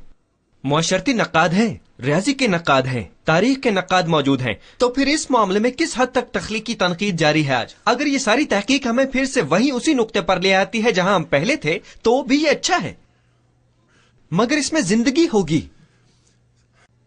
اس میں زندگی ہوگی. ایک عظیم ہندوستانی مفکر اقبال نے ایک کتاب لکھی تھی. یہ کتاب تھی اسلامی علوم کا پھر سے جائزہ لینے کے متعلق. اس نے کہا کہ یہ بہت زیادہ ضروری ہے، ہمیں ضرور جائزہ لینا چاہیے، تحقیق کرنی چاہیے اور تجزیہ کرنا چاہیے ماضی کے کاموں کا. یا اس میں کمال حاصل کریں یا اس کی تصدیق کریں. اس کی تصدیق تو کر لو، لیکن اگر آپ اس کو صرف الماری کے اوپر رکھ دیں گے اور سائنسی علوم کو مرنے کے لیے چھوڑ دیں گے اور بس اس پر بھروسہ کریں گے ماضی کے لوگوں کے کاموں پر، تو ہمارا اس سے حقیقی رابطہ ٹوٹ جائے گا. اور دور حاضر میں ہمارے بچوں کے ساتھ یہی مسئلہ ہے. ان میں اب اعتماد نہیں رہا. ایک منظم معاشرہ تشکیل دینے کے لیے جن چیزوں کی ضرورت ہوتی ہے وہ اس کے بارے شکایت کرتے ہیں. ان میں بہت بے اعتمادی پائی جاتی ہے. تقریباً ہر بچہ جو مجھ سے رابطے میں ہے, جو مجھے ای میل کرتا ہے, یہ نقطہ ضرور اٹھاتا ہے کبھی نہ کبھی. ہم نے ان کے لیے کوئی جواب ڈھونڈے ہیں, اور میں صرف جواب کی بات نہیں کر رہا بلکہ اس جواب کی جو ان کے ذہنی معیار کے مطابق ہو, جو ان کے تجربے کے مطابق ہو, جو ان کی سوچ کے معیار کے مطابق ہو, اور اس تنقیدی تفتیش جو کہ وہ سیکھ رہے ہیں اس کے بھی یہ مطابق ہونی چاہیے جو امریکی یونیورسٹی سکھاتی ہے. ہم ان تک رسائی کے لیے کیا کر رہے ہیں؟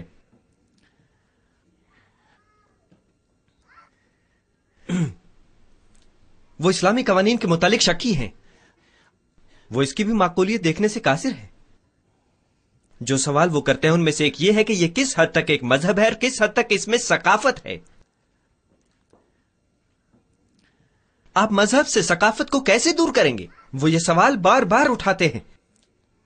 آپ کیسے بتائیں گے کہ مذہب میں یہ چیزیں ضروری ہیں اور یہ چیزیں غیر ضروری ہیں؟ آپ کو کیسے پتا چلے کہ مذہب میں فلاں فلاں نظریات ڈالے گئے, اور آپ کو کیسے علم ہو کہ فلاں چیزیں مذہب میں زیادہ ضروری ہیں, فلاں چیزیں غیر ضروری؟ یہ جو سوال ہم پوچھ رہے ہیں ہم انہیں پوچھنے کی اجازت بھی نہیں دیتے, اور ہم اس کے جواب کے لیے تیار بھی نہیں ہیں.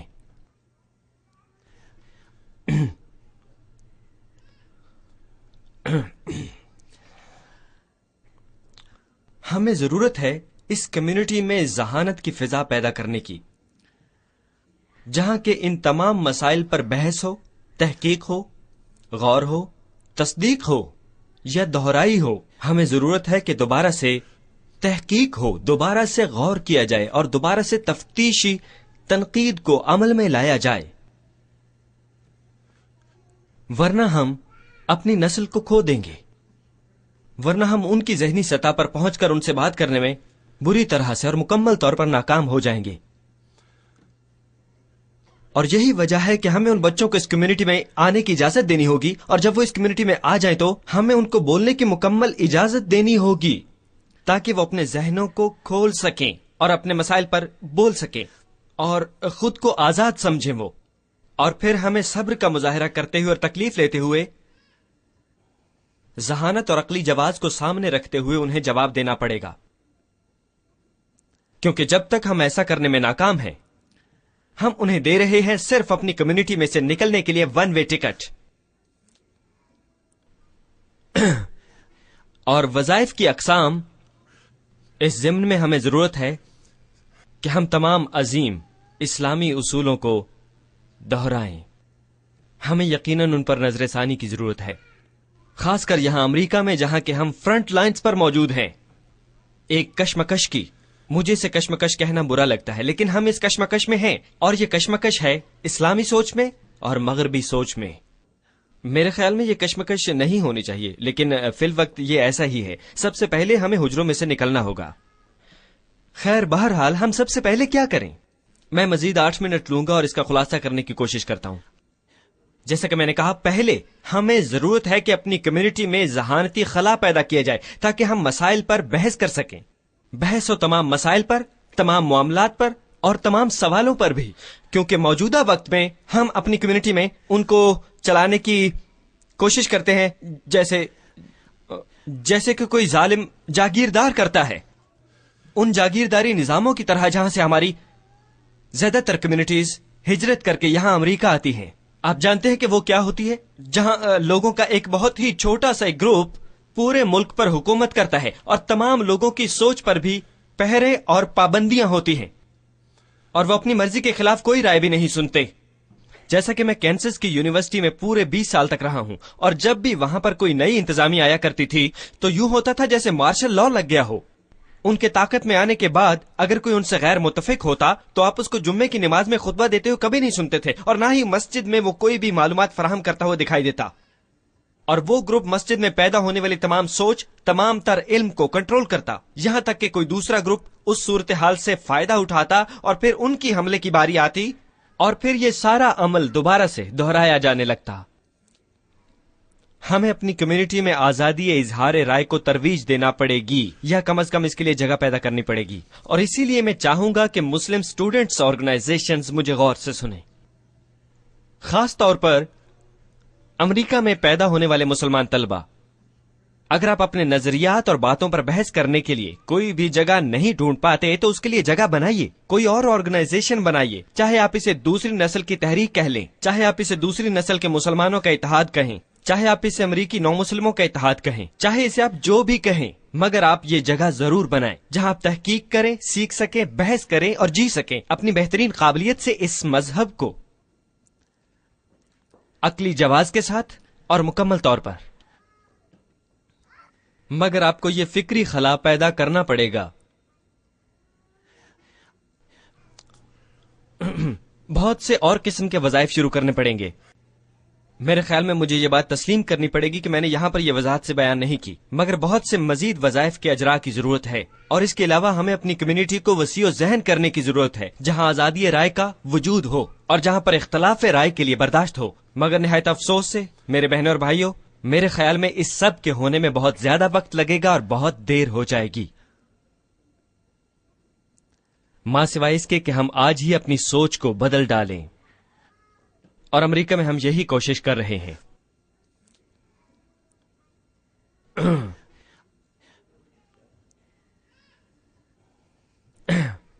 لیکن ہم سب کچھ ایک دم نہیں کر سکتے، مگر ہم کچھ کر سکتے ہیں۔ میں آپ کو آخری 3 مشورے دوں گا اور اس کے بعد میں کہوں گا خدا حافظ، اور امید کروں گا کہ میں نے آپ کو زیادہ پریشان نہیں کیا۔ میں اس طرح کی تقاریر کرنا پسند نہیں کرتا، اکثر لوگوں کو خوش کرنے کی تقاریر کرتا ہوں جو کہ مجھے کہا جاتا ہے، یا پھر میں خدا کے تصور پر بات کرتا ہوں جو کہ میرا پسندیدہ مضمون ہے، مگر میں اسے اپنا فرض سمجھتا ہوں۔ جب مجھے یہ تقریر کرنے کو کہا گیا تو میں نے اسے اپنا فرض سمجھا اور میں یہاں ہوں۔ 3 چیزیں ہیں جو ہم کر سکتے ہیں۔ اگرچہ ہم میں سے زیادہ تر لوگ عالم نہیں ہیں، ہم میں سے زیادہ تر لوگ تنقیدی تحقیقاتی تحقیق بھی نہیں کرتے، ہم میں زیادہ تر لوگ ہیں انجینئرز یا ریاضی دان، ہم میں کوئی سوشل سائنسدان نہیں ہے یا کوئی محقق یا اس طرح کا کوئی بھی شعبہ ہم میں نہیں ہے، لیکن پھر بھی ہم کچھ کر سکتے ہیں۔ اگر ہم یہاں سے شروع کریں کہ مذہب کو ثقافت سے الگ کرنے کے لیے ہم معروضی سوچ رکھیں اور کہیں کہ ہم وسیع و ذہن ہیں، اور ہم خود سے یہ سوال کرتے ہوئے شروع کرتے ہیں کہ تو کیا ہو اگر ہم کچھ غلط کر رہے ہوں، وہ چیزیں ڈھونڈیں جو شاید ہم غلط کر رہے ہوں۔ اور جب ہم یہ شروع کریں گے تو جو بھی محدود علم ہمارے پاس ہے اس کے ساتھ بھی ہم آگے ضرور بڑھیں گے۔ ہم یہ بھی کہہ سکتے ہیں کہ اس مذہب کی کون سی ایسی چیزیں ہیں جو کہ صرف ثقافت ہیں اور کون سی ایسی چیزیں ہیں جو کہ اساس ہیں، کیونکہ اس ضمن میں ہمیں یہ تقسیم ہر حال میں کرنی پڑے گی، کیونکہ ہم کوشش کر رہے ہیں اس مذہب کو لانے کی امریکیوں کے بیچ، دوسری اور تیسری نسل میں، نو مسلموں میں اور غیر مسلموں میں بھی۔ اور جب ہم ایسا کریں تو ہمیں ان پر مزید بہت زیادہ چیزوں کا بوجھ بھی نہیں ڈالنا، ہمیں ان کو مذہب میں ضروری چیزوں کی طرف لے کے جانا ہے، کیونکہ اگر آپ ایسی چیز کی طرف لے جاتے ہیں جو ضروری نہیں تو یہ ان کو مذہب سے مزید دور کر دے گی، تو آپ حقیقت پر پردہ ڈال رہے ہیں۔ تو مثال کے طور پر، اور یہ ایک بہت سادہ سی مثال ہے، میں نے مختلف اسلامی ممالک میں عورتوں پر پائے جانے والے دباؤ کے بارے میں بات کی، خاص کر ایک ہی جگہ پر مردوں کے ساتھ نماز پڑھنے کی اجازت نہ ملنے کے بارے میں، جیسا کہ وہ مثال کے طور پر مکہ اور مدینہ میں کرتی بھی ہیں۔ تو آئیے بہنوں اور بھائیوں، ہم اس معاملے کو ایک مفروضے کو سامنے رکھتے ہوئے اٹھاتے ہیں، اگرچہ کہ یہ کسی دوسرے ملک میں ایک غیر مستقل ثقافتی تفسیر ہو، ہم فرض کر لیتے ہیں کہ مذہب میں سختی کی بنا پر یہ ایک اساس نہیں ہے۔ فرض کیجئے کہ ہم نے حضور صلی اللہ علیہ وآلہ وسلم کی تاریخ کو غور سے دیکھا اور ہم نے دیکھا کہ مدینہ کی مسجد میں مرد اور عورت ایک دوسرے سے بات کرتے تھے، بس 5 منٹ اور، مرد اور عورت بات کرتے تھے مدینہ کی مسجد میں رہتے ہوئے، اور انہوں نے مسجد نبوی میں نمازیں ادا کی کہ وہاں کا ماحول خاندانی اور دوستانہ تھا۔ فرض کریں کہ ہم یہ ثابت کر دیتے ہیں، اور ہم یہ کر سکتے ہیں، مگر فرض کریں ہم کر دیتے ہیں، میں اس پر بحث نہیں کرنا چاہتا، مگر فرض کیجئے کہ یہ تفریق جو کہ ہم اپنی روزمرہ زندگی میں اپنی کمیونٹی میں کرتے ہیں غیر ضروری ہو، یا کہ مذہب کی کوئی اساس نہ ہو، شاید آپ کے پاس اس کا کوئی عقلی جواز موجود ہو، لیکن فرض کریں کہ یہ غیر ضروری ہو، اور اب گنتے ہیں کہ امریکیوں کی کتنی تعداد جو اسلام میں دلچسپی رکھتے تھے، جنہوں نے مذہب میں دلچسپی دکھائی تھی، ان بچوں کی تعداد کیا ہوگی جنہوں نے اس مذہب کو صرف اس ایک مسئلے کی بنا پر چھوڑ دیا، صرف اس ایک مسئلے کی وجہ سے چھوڑ دیا۔ اور اگر یہ اس مذہب کے لیے ضروری ہی نہیں ہے اور اگر سختی کی بنا پر بات کرتے ہوئے یہ اس مذہب کے لیے ضروری ہی نہیں ہے، اور جہاں کہیں یہ کیا جا رہا ہو اس کے ذریعے کوشش کی جا رہی ہو کہ لوگ مذہب کی حقیقت کو نہ دیکھ سکیں، یہ حقیقت نہیں ہے کہ صرف پریس لوگوں کو اس مذہب سے دور لے کے جا رہی ہے. یہ کوئی بیرونی یا مغربی سازش نہیں ہے جو کہ ان لوگوں کو مذہب کی حقیقت دیکھنے سے منع کر رہی ہو. یہ ہم ہیں، یہ ہم ہیں. مگر ہم یہ صرف فرض کر رہے ہیں. کتنے لوگوں سے، اس ملک میں رہنے والے کتنے لوگوں سے اسلام کی اصل حقیقت کو چھپایا گیا ایسے عقائد اور اعمال سے جن کے بارے میں ہمارے پاس کوئی آفاقی حکم موجود نہیں ہے. وہ سب روایات ہیں.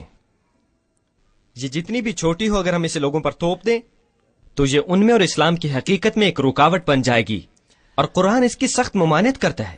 قرآن صاف الفاظ میں بیان کرتا ہے، کیا تم نے غور کیا ان نعمتوں پر جو خدا نے تم پر نازل کی، اور تم خود سے ان میں سے کچھ کو خود پر حلال کرتے ہو اور کچھ کو حرام کرتے ہو؟ تو کہو، کیا واقع خدا نے تمہیں اس کی اجازت دی یا تم خدا پر تہمت باندھتے ہو؟ یہاں قرآن مشرکین سے بات کر رہا ہے، لوگ جو خدا سے منسلک کرتے ہیں وہ چیزیں جو خدا نے نہیں کہی ہوتی. وہ کسی چیز کو مقدس کر دیتے ہیں جو کہ خدا نے خصوصاً نہیں کہی ہوتی. قرآن اس بات پر تنقید کرتا ہے. ایک اور آیت بھی موجود ہے، اور مت کہو خود سے ایجاد کر کے کہ یہ چیز حلال ہے اور یہ چیز حرام، یوں کر کے تم اللہ پر بہتان باندھتے ہو. کیونکہ جب تم ایسا کرتے ہو تو جیسا کہ ہم جانتے ہیں یہ شرک ہے. خدا کے ساتھ منسلک کرنا وہ کچھ جو کہ اس کی طرف سے نہیں ہے. اور یہ اتنا بڑا گناہ کیوں ہے؟ کیا ایسا اس لیے ہے کہ خدا ایک حاسد خدا ہے اور اس کے جذبات کو ٹھیس پہنچتی ہے؟ کیا ایسا اس لیے ہے کہ خدا کو اس کے ساتھ کوئی ذاتی مسئلہ ہے؟ نہیں. کسی بھی طرح کے شرک کا مسئلہ یہ ہے کہ آپ کوئی چیز مقدس ٹھہرا دیں جسے خدا نے مقدس نہیں ٹھہرایا، تو اس کے ساتھ مسئلہ یہ ہے کہ آپ سچ میں رکاوٹ بن رہے ہیں، اور آپ سچ کے اور اس شخص کے درمیان میں رکاوٹ ڈال رہے ہیں. ایسا کرنے سے آپ ان کو ایک وجہ یا بہانہ دیتے ہیں کہ وہ آپ کے مذہب کی طرف نہ آ سکیں. یہ ہے مسئلہ. اور قرآن بہت ہی سخت الفاظ میں، بہت زیادہ سخت مثالیں دیتا ہے اس بارے میں. یہ بڑے شدید الفاظ میں تنقید کرتا ہے. یہ مکہ کے مشرکوں پر تنقید کرتا ہے کیونکہ وہ جانوروں کے کان چھیدتے تھے. یہ اس کے لیے ان کی مذمت کرتا ہے کیونکہ اس کے بارے میں کوئی بھی آفاقی حکم نہیں تھا. اتنی چھوٹی سی بات پر بھی تنقید، یہ تو بہت چھوٹی غلطی ہے. کیونکہ مسئلہ یہ ہے کہ شاید آپ کے لیے یہ بہت ہی چھوٹا معاملہ ہو، لیکن آپ کے بعد ہو سکتا ہے کہ یہ کسی دوسرے شخص کو اتنی بڑی وجہ دے دے کہ وہ مذہب اسلام کو ہی ترک کر دے. ہو ذرا دیکھو تو صحیح، یہ لوگ کیا کر رہے ہیں. میں اس مذہب کے بارے میں نہیں سوچ سکتا. یہ سچ نہیں ہو سکتا. یہ مذاق کا خیز ہے. قرآن اس طرح کی بہت سی مثالیں دیتا ہے. میں ایک سادہ سی مثال بیان کرتا ہوں. خدا کے بیٹے کے بارے یہودی کہتے ہیں کہ اسرائیل خدا کا بیٹا ہے، عیسائی کہتے ہیں کہ حضرت عیسیٰ خدا کے بیٹے ہیں. ان کے نمونوں کو سامنے رکھیں تو یہی بیان سامنے آتے ہیں. ہم یہاں بے ایمانوں کے ایمان کی ایک نقل پیش کرتے ہیں جو کہ سب سے انکاری ہیں. آخر مسئلہ کیا ہے یہاں؟ یہودیوں کے قول کے مطابق ہاں وہ اسرائیل کو خدا کا بیٹا کہتے ہیں، اور یہودی تاریخ میں اور بھی بہت سے یہودیوں کو ایسا کہا جاتا ہے. یہودی اصطلاح میں اس کا مطلب ہے ایسا شخص جسے خدا پیار کرے، ایسا شخص جس کا کوئی خاص تعلق ہو، کوئی خاص نسبت ہو خدا کے ساتھ. اس کا مطلب صرف لفظی نہیں. تو ایسی اصطلاح استعمال کرنے میں حرج کیا ہے بھلا؟ کیونکہ اس کے ساتھ جو ہوا، کیونکہ اس اصطلاح کے پیچھے کوئی آفاقی حکم نہیں تھا، کوئی واضح آفاقی حکم. تو جب یہ عیسائیت میں آیا تو اس کو لیا جانے لگا لفظی طور پر کہ یسوع خدا کا بیٹا ہے، بیٹا خدا، تثلیث کا دوسرا رکن. کیا آپ جانتے ہیں کہ اس وقت لاکھوں نہیں بلکہ کروڑوں لوگ ایسے ہیں جن کا کہنا ہے کہ وہ اس بیان کی وجہ سے مذہب سے بے بہرا اور دہریے ہو چکے ہیں، کیونکہ اس بیان میں ان کے مطابق کوئی وزن موجود نہیں. تو محض ایک اصطلاح بغیر کسی آفاقی حکم کے متعارف کرنے سے لوگوں اور خدا کے بیچ اتنی بڑی رکاوٹ پڑ گئی کہ خدا کے ساتھ تعلق پہچاننا مشکل ہے. تو اور ہم کیا کر سکتے ہیں؟ یہ آخری چیز ہے جو کہ میں آپ کو بتانے جا رہا ہوں. جی ہاں، ہمیں مزید کھلنا ہوگا، اپنے ماحول کو وسیع اور کھلا بنانا ہوگا، ان بچوں کو اپنی کمیونٹی میں واپس کھینچنا ہوگا، اور ہمیں اپنی برداشت بڑھانی ہوگی اور ان بچوں کو بولنے کی اجازت دینی ہوگی. میں صرف بچوں کے بارے میں بات نہیں کر رہا، میرے کہنے کا مطلب ہے کہ نو مسلمان بھی پیدا کیجئے ایک ایسا ماحول جس میں وسیع تحقیق ہو سکے، اور اس میں ہمیں بحث و مباحثے کی بھی ضرورت ہے. دوسرا، ہمیں پوری کوشش کرنی ہوگی کہ اسلام میں تقسیم ہو ان چیزوں میں جو کہ ضروری ہے اور ان چیزوں میں جو کہ اسلام کے مطابق غیر ضروری ہیں. ہمیں ہمت و حوصلے سے کام لیتے ہوئے اس ملک میں تنقیدی مسلم علوم کو پروان چڑھانا ہوگا، کیونکہ فی الوقت میرے بہنوں اور بھائیوں، ہمیں اس بارے میں ایمانداری کا مظاہرہ کرنا پڑے گا کہ ہمارے پاس اس وقت کوئی بھی اچھے تنقیدی عالم موجود نہیں ہے. یہاں ہمارے اکثر حدیث کے عالم سابق انجینئرز ہیں، اور ہم میں سے زیادہ تر پورے ملک میں مختلف مضامین میں علم حاصل کرتے ہیں، مگر پھر بھی اس معاملے میں ہم نے حقیقی تنقیدی مضامین میں کچھ بھی نہیں کیا. اور یہی سچ ہے. ہمارے وظائف کا اگر مغربی وظائف سے موازنہ کیا جائے تو یہ ایک نوعمر بچہ ہے. معاف کیجیے گا، کم از کم اس ملک میں تو ایسا ہی ہے. جب میں خود کو گنتا ہوں تو خود کو اتنا ہی غلطی پر پاتا ہوں جتنا کہ دوسروں کو.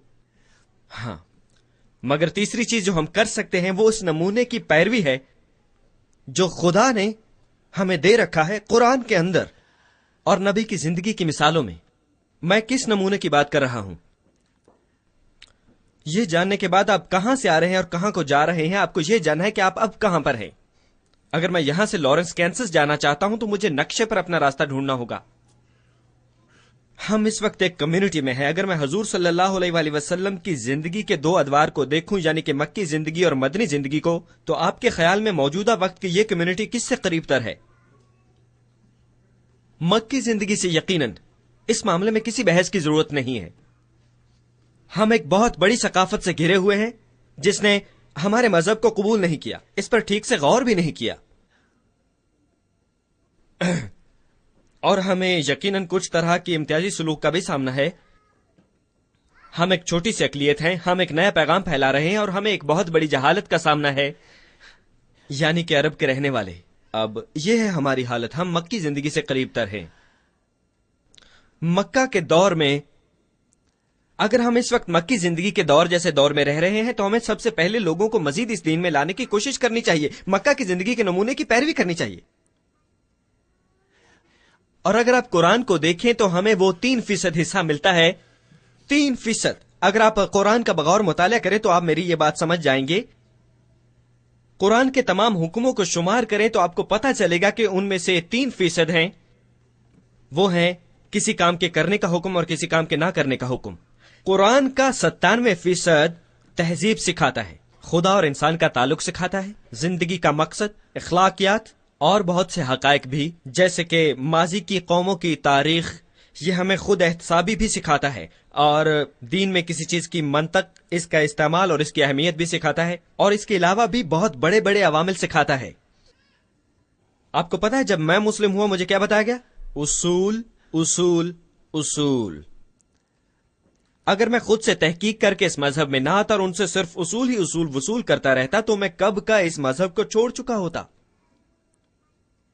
الحمدللہ کہ میں نے پہلے قرآن پڑھ لیا، اس سے پہلے کہ ہم ان بے باک لوگوں کو واپس لائیں، ہمارے اپنے بچوں کو، اس دوسری، تیسری اور چوتھی نسل کو، ان نو مسلموں کو اور غیر مسلموں کو اس مذہب کی طرف واپس لائیں. آئیے ہم پہلے خود سے اس نمونے کی پیروی کریں جو خدا نے خود بنایا اپنے نبی کے وسیلے صلی اللہ علیہ وسلم.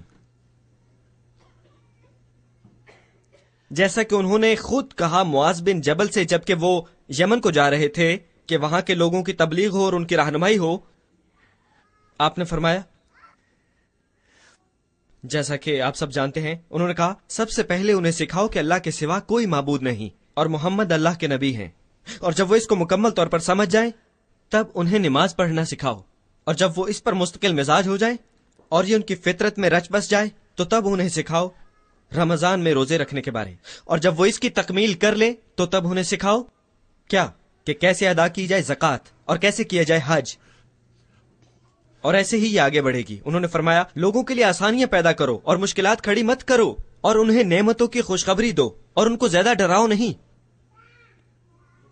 آپ سب اسے پہلے ہی سن چکے ہوں گے. آپ سب نے یہ پہلے ہی سنا ہوا ہے، تو کیا ہم اس پر عمل کرتے ہیں؟ ہم ان بچوں کو واپس دین میں لانے کی کوشش میں ہیں، ہم اور لوگوں کو لانے کی کوشش میں ہیں کہ مزید لوگ اس دین میں آئیں، اور جیسے ہی وہ اندر آئیں تو پہلی چیز تم کہتے ہو، او بھائی رکو ذرا، اوے تم اپنا سر ڈھانپو، اور تم بھی ذرا ٹھیک سے بیٹھو، اوے یہ نہ کرو، وہ نہ کرو، یہ نہ کرو۔ مجھے کوئی اعتراض نہیں، مجھے کوئی اعتراض نہیں یہ بتانے میں کہ مسلمانوں کے فلاں طور طریقے اور یہ آداب ہیں، لیکن ہم اس سب سے ہم محض ان باتوں کو اتنی گہرائی میں کیوں لیتے ہیں؟ میں اس ملک میں پچھلے 20 سال سے جمعے کی نماز ادا کر رہا ہوں، اور ہر جمعے یہی عمل دہرایا جاتا ہے۔ خطیب یا تو سیاسی ہوتے ہیں، مسلم سیاست میں دلچسپی رکھنے والے، یا یہ معاملہ ہوتا ہے اصول و ضوابط سے متعلقہ، یا کوئی ہماری مسلمان کمیونٹی میں مسائل سے متعلقہ بہت زیادہ افسردہ ہوتا ہے۔ وہ کبھی بات نہیں کرتے باقی ماندہ 97% قرآن کے حصے پر، بالکل کبھی بھی نہیں، یا مختصر سے تمثیل دیتے ہیں اور برداشت پیدا کریں۔ جب مذہب میں نئے لوگ آئیں تو کبھی بھی ان سے توقع نہ رکھے کہ وہ بن جائیں وسطی ایشیائی یا عرب یا پاکستانی یا سری لنکن اگلے ہی دن، یا کبھی بھی۔ انہیں مذہب میں بڑھنے کے لیے مناسب وقت دیجیے، انہیں بڑھنے کے لیے وقت دیجیے، انہیں بڑھنے کے لیے جگہ دیجیے، انہیں سوال کرنے کا، انہیں تحقیق کرنے کا اور پوچھنے کا موقع دیجیے، کیونکہ قرآن نے ان کو دیے مکہ کے پورے 13 سال، اور پھر آہستہ آہستہ مگر یقینی طور پر انہیں اپنے ساتھ لے کر چلا۔ مدعی سست گواہ چست والا کام نہ کریں، انہیں مناسب وقت دیں۔ اگر ہمارے بچے ہماری کمیونٹی میں آتے ہیں جو کہ مناسب لباس میں نہ ہوں تو ہم کہتے ہیں کہ اس آنے سے بہتر ہے نہ آؤ، ہمیں رکنا ہوگا۔ اگر ان کے یہ اور وہ اس طرح کے کچھ مسائل ہیں، ہمارے خاص نقطہ نظر کے مطابق اگر ان کا رویہ بہترین نہیں بھی ہے تو بھی وہ آئیں اور پیغام سنیں، یہ بہتر ہے۔ بہتر ہوگا اگر وہ خود سے جان پائیں کہ امریکہ میں مسلمان ہونا کیسا ہوتا ہے، کیونکہ یہی وہ نسل ہے جس نے مستقبل کو سنوارنا ہے۔ بہتر یہی ہے کہ وہ ہمارے بیچ ہوں، اس کی بجائے کہ وہ نہ ہوں۔ اگر نبی اور ان کے صحابہ یہی ہمارے والی سوچ اپناتے تو آج شاید کوئی بھی مسلمان نہ ہوتا۔ یاد کیجئے وہ حدیث، جب ایک آدمی آیا اور اس نے مسجد میں آ کر پیشاب کر دیا، صحابہ اس آدمی کو مارنے پر تیار تھے۔ روایات کہتی ہیں کہ انہوں نے اسے جکڑ بھی لیا تھا، ہمیں کیا معلوم، کیونکہ روایات کہتی ہیں کہ حضور نے کہا اسے چھوڑ دو، جاؤ کچھ پانی لاؤ اور اس پر انڈیل دو، تم لوگوں کے لیے آسانیاں پیدا کرنے آئے ہو نہ کہ مشکلات۔ تو آئے ہم مکی منصوبے کی پیروی کریں، آئے ہم ایک دفعہ کوشش تو کریں۔ کیا مجھے لگتا ہے کہ میں نے آپ سے یہ سب کچھ کہا تو آپ باہر جا کر اس پر کوشش کریں گے؟ بالکل بھی نہیں۔ کیسا ہے؟ لیکن اگر آپ میں سے کچھ لوگ اپنے بچوں کی پرواہ کریں، آپ میں سے تھوڑے سے ہی امریکہ کے لوگوں کی پرواہ کریں، ان کے بارے میں سوچیں، ان تک یہ پیغام پہنچانا چاہتے ہیں، تو میں آپ سے التماس کرتا ہوں کہ خود کوشش کریں۔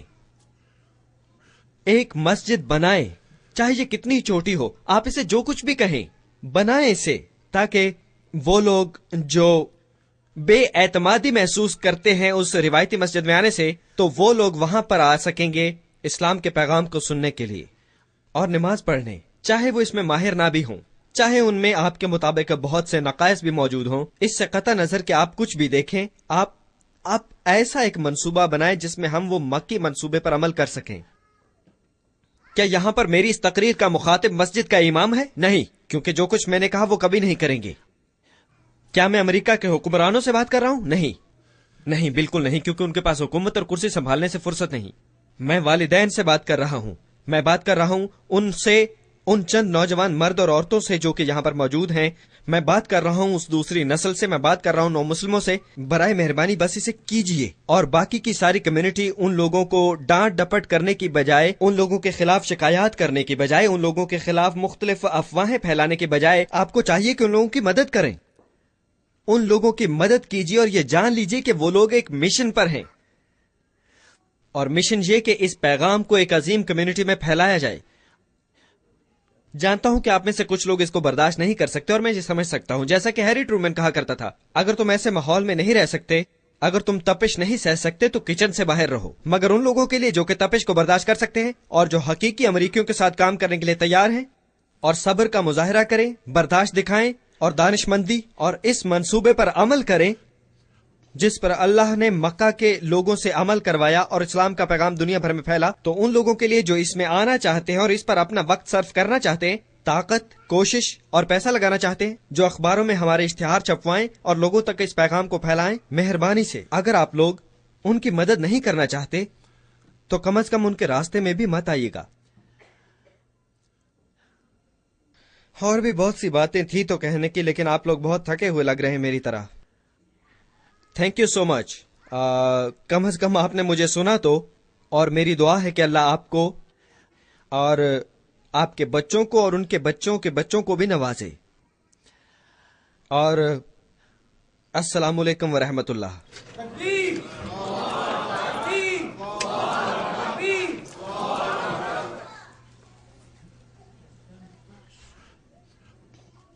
واو، ٹھیک ہے، جزاک اللہ الخیر، یہ بہت اچھا تھا۔ ٹھیک ہے، ہمارے پاس انشاءاللہ سوال جواب کے لیے 15 منٹ موجود ہیں، اور میری گزارش ہے کہ اگر آپ کوئی رائے دینا چاہتے ہیں تو آخر تک انتظار کیجیے، اور اگر آپ نے کوئی رائے دینی ہو تو ان 15 منٹوں کے بعد دیجیے گا انشاءاللہ، اور برائے مہربانی کوشش کیجیے کہ سوال مختصر ہو، لیکن اگر سوال لمبا ہے تو وہیں رہیے، اسے لکھیے، اور آپ کو انشاءاللہ ان سوالوں کا بھی جواب دیا جائے گا 10:30 بجے کے بعد۔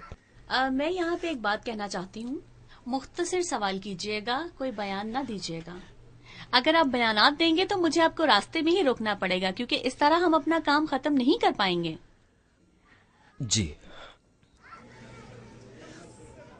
جی بولیے۔ بسم اللہ الرحمن الرحیم، السلام علیکم۔ جی میں 2 سوال کرنا چاہتا ہوں۔ ایک سوال ہے میرا یہ جو بھورے بالوں والے ہمارے بھائی سے، میں آپ کو بتانا چاہتا ہوں کہ میں امریکی نہیں ہوں، مگر آپ اپنے مسائل میں کسی طرح اکیلے نہیں ہیں۔ بہت دفعہ ایسا ہوا ہے کہ میں اپنے مسلمان بھائیوں کے سامنے نماز بھی پڑھ چکا، تو انہوں نے مجھ سے پوچھا کہ آپ مسلمان ہیں، تو میرا تعلق یورپ کے اس حصے میں سے ہے کہ جہاں پہ پچھلے 10 سالوں سے پہلے تک لوگوں کو یہ بھی معلوم نہیں تھا کہ یہاں پر مسلمان رہتے ہیں یا نہیں، جیسا کہ یہاں ہم میں سے زیادہ تر لوگ یہ نہیں جانتے کہ چائنا میں 40 لاکھ مسلمان ہیں اور وہ بھی مشکلات کا شکار ہیں۔ اور مگر میں دیکھتا ہوں کہ یہاں آپ نے بہت سی منفی چیزوں کو اٹھایا ہے، میں آپ سے متفق ہوں، لیکن آپ کے تجربے کے مطابق اور آپ کی مسلمان زندگی کے دوران کیا آپ نے کوئی اچھی تبدیلی رونما ہوتے دیکھی ہے؟ میرا مطلب جن مسجدوں میں جاتا تھا میرا وہاں کا تجربہ ہے، یوں تو آپ کی تقریر بالکل سچی ہے اور آپ کی ساری باتیں حقیقت پر مبنی ہیں، مگر ایک طرح سے میں مسلمان معاشرے کے مردوں میں کچھ حد تک بہتری آتے ہوئے دیکھتا ہوں۔ تو یہاں پر میرا سوال آپ سے یہ ہے کہ کیا آپ کو بھی وہ بہتری نظر آتی ہے یا نہیں؟ خیر، میں اپنا دوسرا سوال کرتا ہوں، اور دوسرا سوال آپ تینوں سے ہے۔ اگر آپ ایک کمیونٹی میں رہ رہے ہیں جہاں پہ ایک مسجد ہے یا کوئی اور اسلامک سینٹر یا ایسی کوئی چیز ہے، اور ایک طرح سے وہاں پر کچھ بڑے بزرگ بھی موجود ہیں، کچھ بڑے بوڑھے اور عزت یافتہ لوگ ہیں، تو دیکھا گیا ہے کہ وہ کسی نئی بات کو یا کسی نئے نظریے کو وہیں دفن کر دیتے ہیں، وہ آپ کی کوئی نئی بات سننا نہیں چاہتے۔ آپ میری بات سمجھ رہے ہوں گے کہ ہمیں کن چیزوں کا سامنا ہے، خصوصاً ہماری اسلامی بہنوں کو۔ تو آپ کے خیال میں ہم کون سی رائے کو اپنائیں؟ کیا آپ چاہو گے کہ اگر کسی کو ایک بہت لمبے عرصے تک اپنی کمیونٹی میں نظر انداز کیا جاتا رہے، تو آپ کے مطابق کیا یہی بہتر ہے کہ اس کمیونٹی سے خود کو الگ کر کے نئی کمیونٹی بنائی جائے؟ السلام علیکم ورحمۃ اللہ وبرکاتہ۔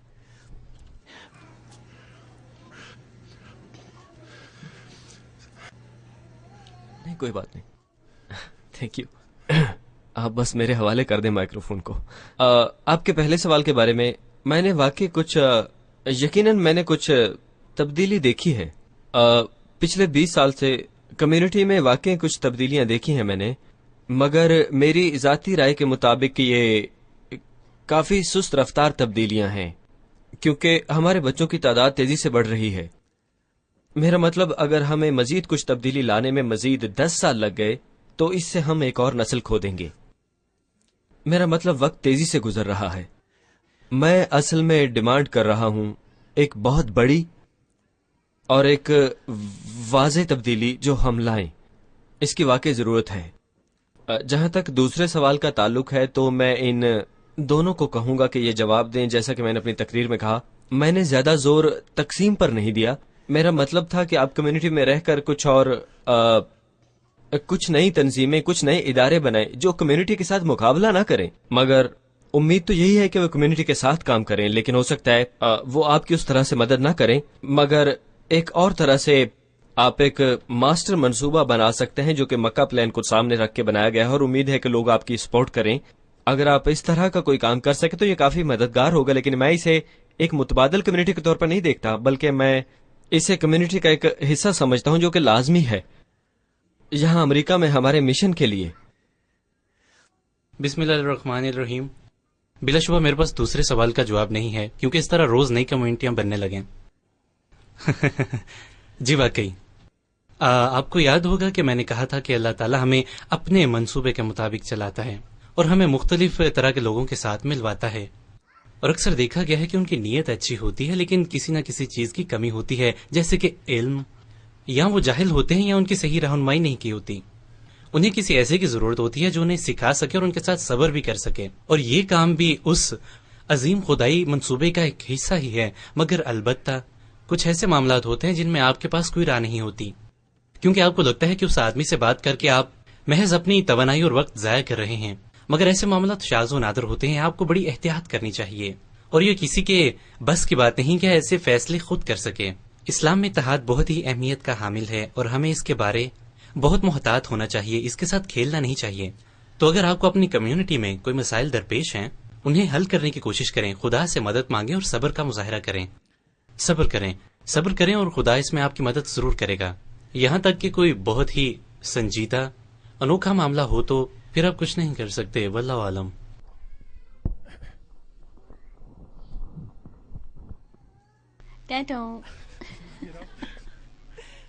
نہیں، آپ کو اس معاملے میں محتاط ہونا پڑے گا، کیونکہ ہم تقسیم نہیں چاہتے، اور جیسا کہ پہلے جیفری بھائی نے کہا ہے، ہم اپنے مخصوص اسلامک سینٹر یا مسجد میں ہماری سوسائٹی میں ہونے والی چیزوں یا مسائل کو بھی لے سکتے ہیں جن کا ہمیں سامنا کرنا پڑتا ہے، لیکن نئی مسجد شروع مت کریں، اتحاد پیدا کرنے کی کوشش کریں، اور جو بھی کام آپ کرنا چاہتے ہیں اس کے لیے آپ نیک نیتی سے قدم اٹھائیں اور اپنے مرکز میں رہتے ہوئے آغاز کریں۔ انشاءاللہ بہتری آئے گی، مگر آپ اپنی کمیونٹی کو نہ چھوڑیں۔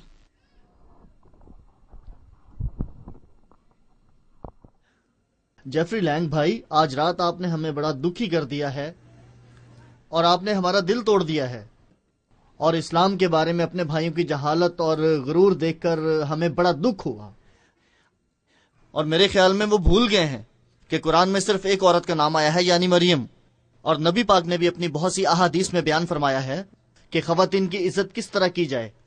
تیری ماں، تیری ماں، تیری ماں، تیرا باپ۔ خواتین کی عزت بہت ضروری ہے، اور اسلام کبھی بھی اس ملک میں نہیں پھیلے گا اور نہ ہی دنیا میں کہیں اور پھیلے گا۔ اگر اسی طرح ہم عورتوں کو نظر انداز کرتے رہے تو ہمیں علم بلند کرنا ہوگا اور اسے زور سے تھامنا ہوگا، اور پھر ہمیں کہنا ہوگا کہ عورتوں کی عزت کرو، کیونکہ وہ ہماری بیٹیاں ہیں، ہماری بیویاں ہیں، ہماری بہنیں ہیں، اور یہ واحد راستہ ہے اسلام کو دنیا میں پھیلانے کا۔ آپ نے جو باتیں کی، اللہ آپ کو اس کی جزا دے، اور انشاءاللہ جہاں تک ہو سکا میں اس پیغام کو دنیا میں پھیلاؤں گا، اور مجھے امید ہے کہ جو بھی یہاں ہیں وہ بھی ایسا ہی کریں گے۔ اللہ تعالیٰ آپ کو جزا دے۔ اور آپ کو بھی۔ جی میرا سوال سسٹر امینہ سے ہے۔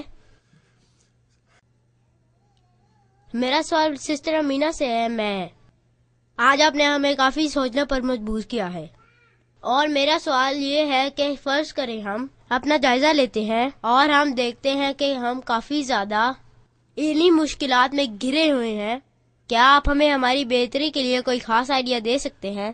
آپ نے جو بھی بات کی اس کی وضاحت کریں۔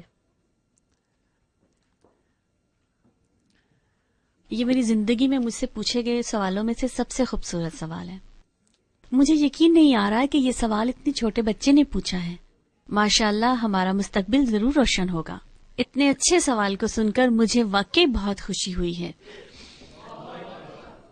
Thank you. جہاں تک ہمارے اپنے آپ کو بدلنے کا سوال ہے، میرے نزدیک اس ضمن میں سب سے اہم چیز یہ ہے کہ آپ اللہ کو جانیں. اور میں اس بارے میں آپ کو مشورہ دیتی ہوں کہ آپ اللہ کے توصیفی ناموں کا مطالعہ کریں. اور آپ میں سے بعض بہنیں جو میرے ساتھ 2-3 دن سے ہیں، انہوں نے مجھے اس بارے میں کہتے ہوئے بہت سنا ہے.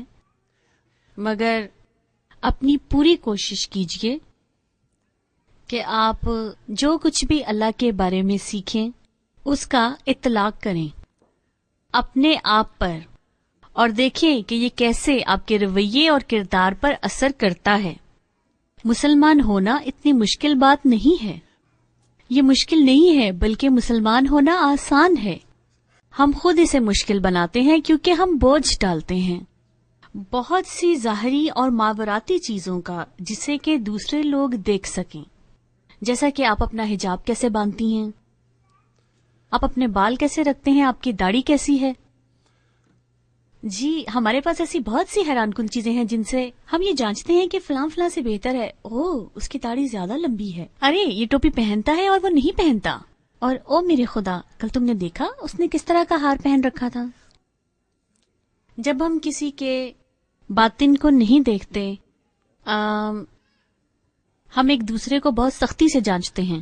ہم دوسروں کو خود سے زیادہ خوفزدہ کرتے ہیں. مسلمان خود مسلمانوں سے غیر مسلموں سے زیادہ ڈرتے ہیں. جب جیفری بھائی ہمارے نوجوانوں کی بات کر رہے ہیں تو میں نے بھی اپنا بہت سارا وقت یونیورسٹی کیمپسز میں گزارا ہے. ان میں سے اکثر نوجوان اس ملک میں پیدا ہوئے اور پلے بڑھے، اور اس کے باوجود وہ اپنے آپ کو کسی دوسرے ملک کے ساتھ جڑا ہوا پاتے ہیں، اور وہ مجھے بتاتے ہیں کہ وہ خود کس قدر خوفزدہ ہیں اپنے ہی مسلمان بھائیوں سے. وہ مسجد میں جانے سے خوفزدہ ہیں کیونکہ ان کی کسی بات پر تنقید کی جائے گی. وہ کسی مجلس میں جانے سے خوفزدہ ہیں کیونکہ ان کی کسی دوسرے بات پر تنقید کی جائے گی. اس لیے وہ دور ہی رہتے ہیں اور مجھے آ کر بتاتے ہیں کہ میں غیر مسلموں کے ساتھ خوش رہتا ہوں کیونکہ وہ زیادہ تنقید نہیں کرتے. ہم خود کو تبدیل کرتے ہیں یہ جاننے سے کہ اللہ کون ہے، اور ہم ایسا 99 توصیفی ناموں سے کر سکتے ہیں، اور پھر ایک وقت پر ایک چھوٹی سی چیز کو بدلیں. مگر سب سے بڑی بات یہ ہے کہ آپ میں سے کسی کو کسی دوسرے کو نہیں جانچنا چاہیے. یہ بہت بڑا کام ہے. ٹھیک ہے، یہ اللہ کے اوصاف کی نمائش کرنے جیسا ہے. اس کی صفات جو ہم میں نظر آنی چاہیے وہ ہے اس کا رحم، اس کی شفقت. آپ اپنے اسلام پر بوجھ نہ ڈالیں غیر ضروری اور ماوراتی چیزوں کا. اپنے بارے میں دوسرے لوگوں کی رائے کے بارے میں مت سوچئے. وہ نہ تو آپ کو جنت میں ڈال سکتے ہیں نہ دوزخ میں. یہ سب سے بڑی چیز ہے یاد رکھنے کی. کوئی ایسا نہیں کر سکتا، چاہے آپ کو پسند کرے یا ناپسند. مجھے کوئی فرق نہیں پڑتا اگر گھر جا کے وہ مجھے گالیاں بھی دیں. جو بات اہم ہے، اللہ اور میرے درمیان کوئی نہیں. کوئی مجھے جنت میں نہیں ڈال سکتا اور نہ ہی جہنم میں ڈال سکتا ہے.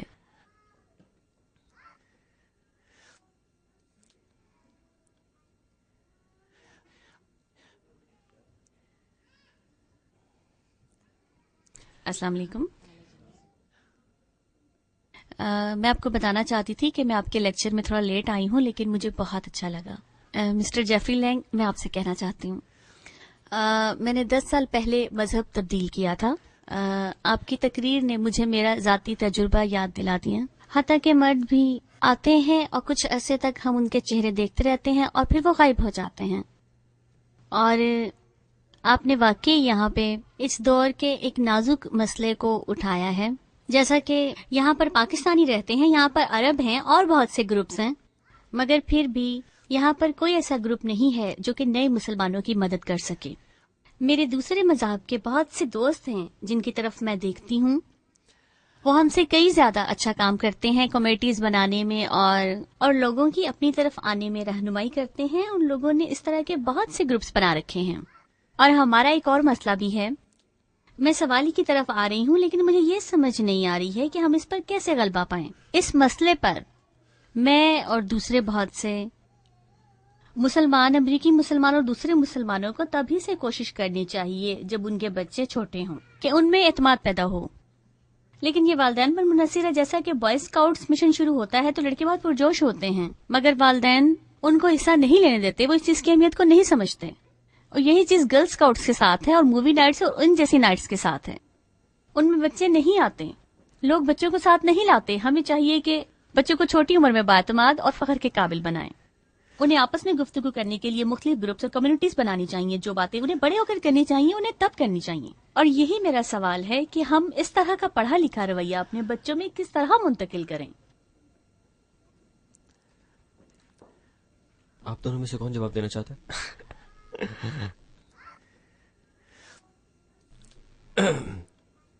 मेरे ख्याल में आपको कोशिश करते रहना चाहिए और इस पैगाम को फैलाने की भी कोशिश करें।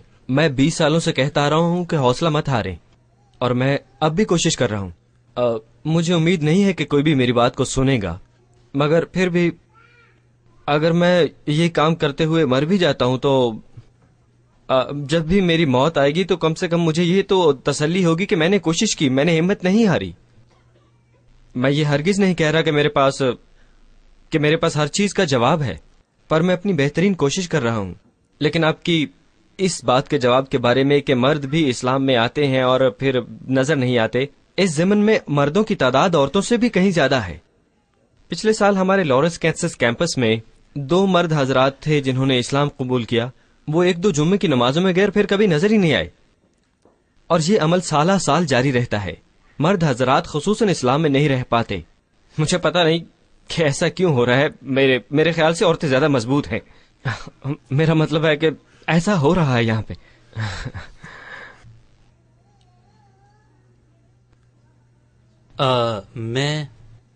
मैं नबी पाक की एक हदीस बताना चाहता हूँ, मगर हदीस बताने से पहले मैं कुछ और बताना चाहता हूँ जो कि उन लोगों के लिए है जो कि नौ मुस्लिम हैं।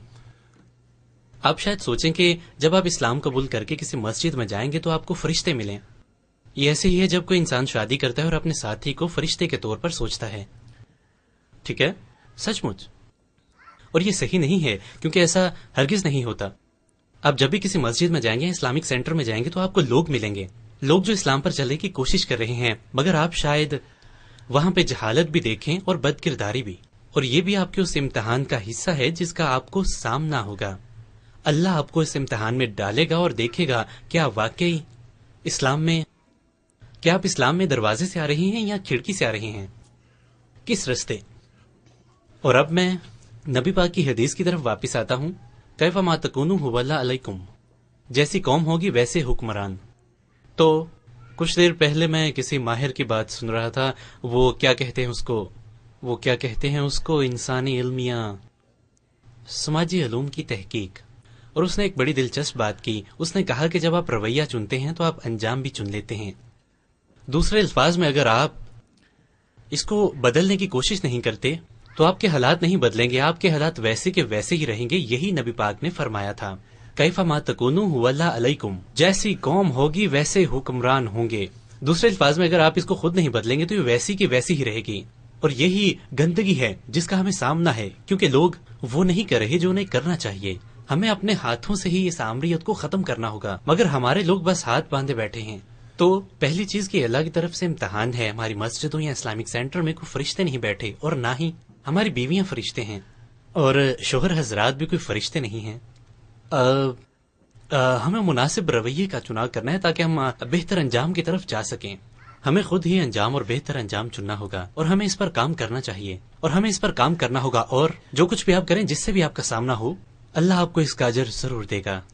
और जितने भी सब्र का आप मुजाहिरा करेंगे, अल्लाह आपको उसका अजर जरूर देगा। बेहतर होगा कि हम ये सारी चीजें गैर मुस्लिमों को अच्छी तरह से समझाएं और नौ मुस्लिमों को भी बताएं, ताकि वो किसी गलत फहमी का शिकार ना हो। इस्लाम क्या है, मुसलमान क्या है, फराइज क्या है और असल पैगाम क्या है, हमें इनका फर्क जानना चाहिए। अस्सलाम वालेकुम व रहमतुल्लाह। मेरा सवाल डॉक्टर जेफरी से है। मेरे ख्याल से आप तीनों की तकरीरें एक दूसरे की तस्दीक करती हैं।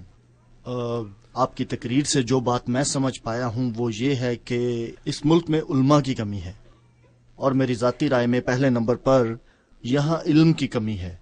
آپ جانتے ہیں یہ یہاں پر ہونے والی زیادہ تر چیزوں کی سب سے بڑی وجہ ہے. تو جہاں تک میں جانتا ہوں یہاں پر 2 یونیورسٹیز ہیں اس ملک میں جو کہ پڑھا رہی ہیں قرآنی علوم اور احادیث کے علوم. یہ دونوں یہاں پڑھائے جاتے ہیں. میں یہاں بیٹھے لوگوں کو بتانا چاہتا ہوں وہ ان کلاسوں میں جا سکتے ہیں چاہے وہ پارٹ ٹائم جائیں یا وہ فل ٹائم جائیں. میرا دوسرا سوال یہ ہے کہ کیا اس سے فرق پڑے گا کہ جیسا کہ آپ نے کہا دوسری تیسری یا چوتھی نسل کے امریکی بچے یہاں سے وظیفہ پائیں اور مسلمان ملکوں میں جائیں جہاں پر بہت بڑی بڑی اور مشہور مسلمان یونیورسٹیز ہیں جیسا کہ الازہر اور اسی طرح کی یونیورسٹی مراکش میں بھی ہے اور تونشیا میں بھی. یہ تو میرے علم میں ہیں. تو کیا اس سے فرق پڑے گا کہ ہمارے امریکی بچے وہاں پڑھنے جائیں، قرآن حفظ کریں، حدیث کے بارے میں سیکھیں؟ کیونکہ ہمارا سب سے بڑا مقصد یہ ہونا چاہیے کہ اب سے 10-15 سال بعد ہمارا ہر امام جو اسلامک سینٹر میں بیٹھتا ہو اس کے پاس علم ہو. جزاکم بخیر. جی میرے خیال میں اس سے کافی مدد ہمیں مل سکتی ہے کہ ہمارے لڑکے اور لڑکیاں باہر کے اسلامی اداروں میں جائیں اور وہاں پہ وہ مذہبی علماء سے علوم، روایتی علوم سیکھیں. البتہ یہ بات بھی اہم ہے کہ ہمارے اسکالرز جو کہ مغرب میں ہیں وہ بھی سیکھیں، سمجھیں اور اس کو لاگو کرنے کی کوشش کریں. جدید طریقہ علوم یعنی کہ جدید علوم، وہ جدید ترین طریقہ علوم کو سمجھیں اور جو بھی جدت آئی ہے علوم میں اس کو سیکھیں.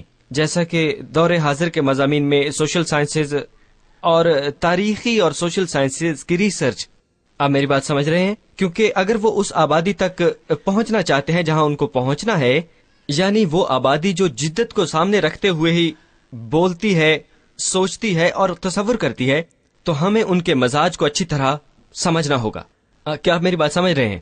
تو میرے خیال میں یہ کافی زیادہ اہم ہے کہ ہم ذہین اور نوجوان مسلم طلبہ پر زور دیں تاکہ وہ تعلیم حاصل کریں، چاہے امریکہ میں، چاہے وہ سوشل سائنسز میں ہو یا مذہبی مضامین میں ہو یا تاریخی علوم میں ہو. اور پھر میرے خیال میں وہ خود ہی جانا چاہیں گے وہاں، کیونکہ وہ چاہتے ہیں کہ ان کی مناسب رہنمائی ہو.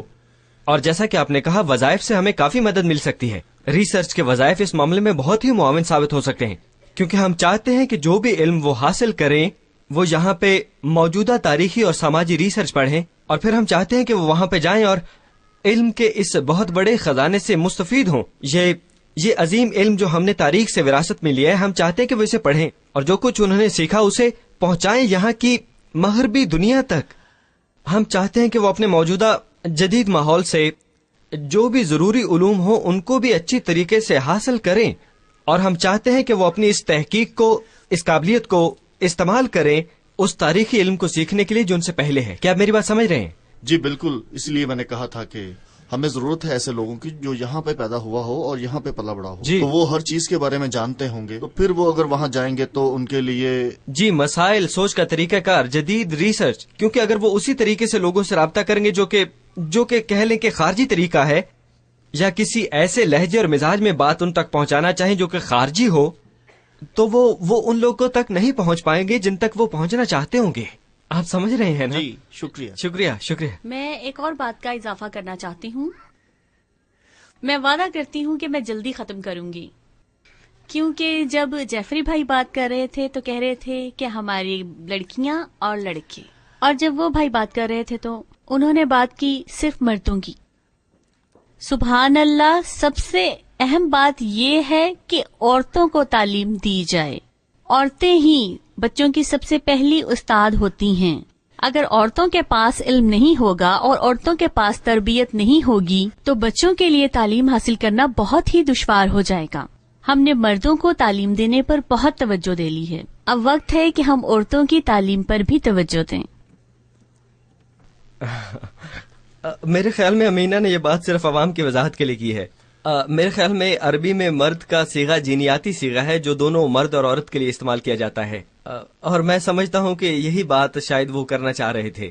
تو مگر باقی ساری عوام کے لیے، تاکہ کسی کو کوئی غلط فہمی نہ ہو.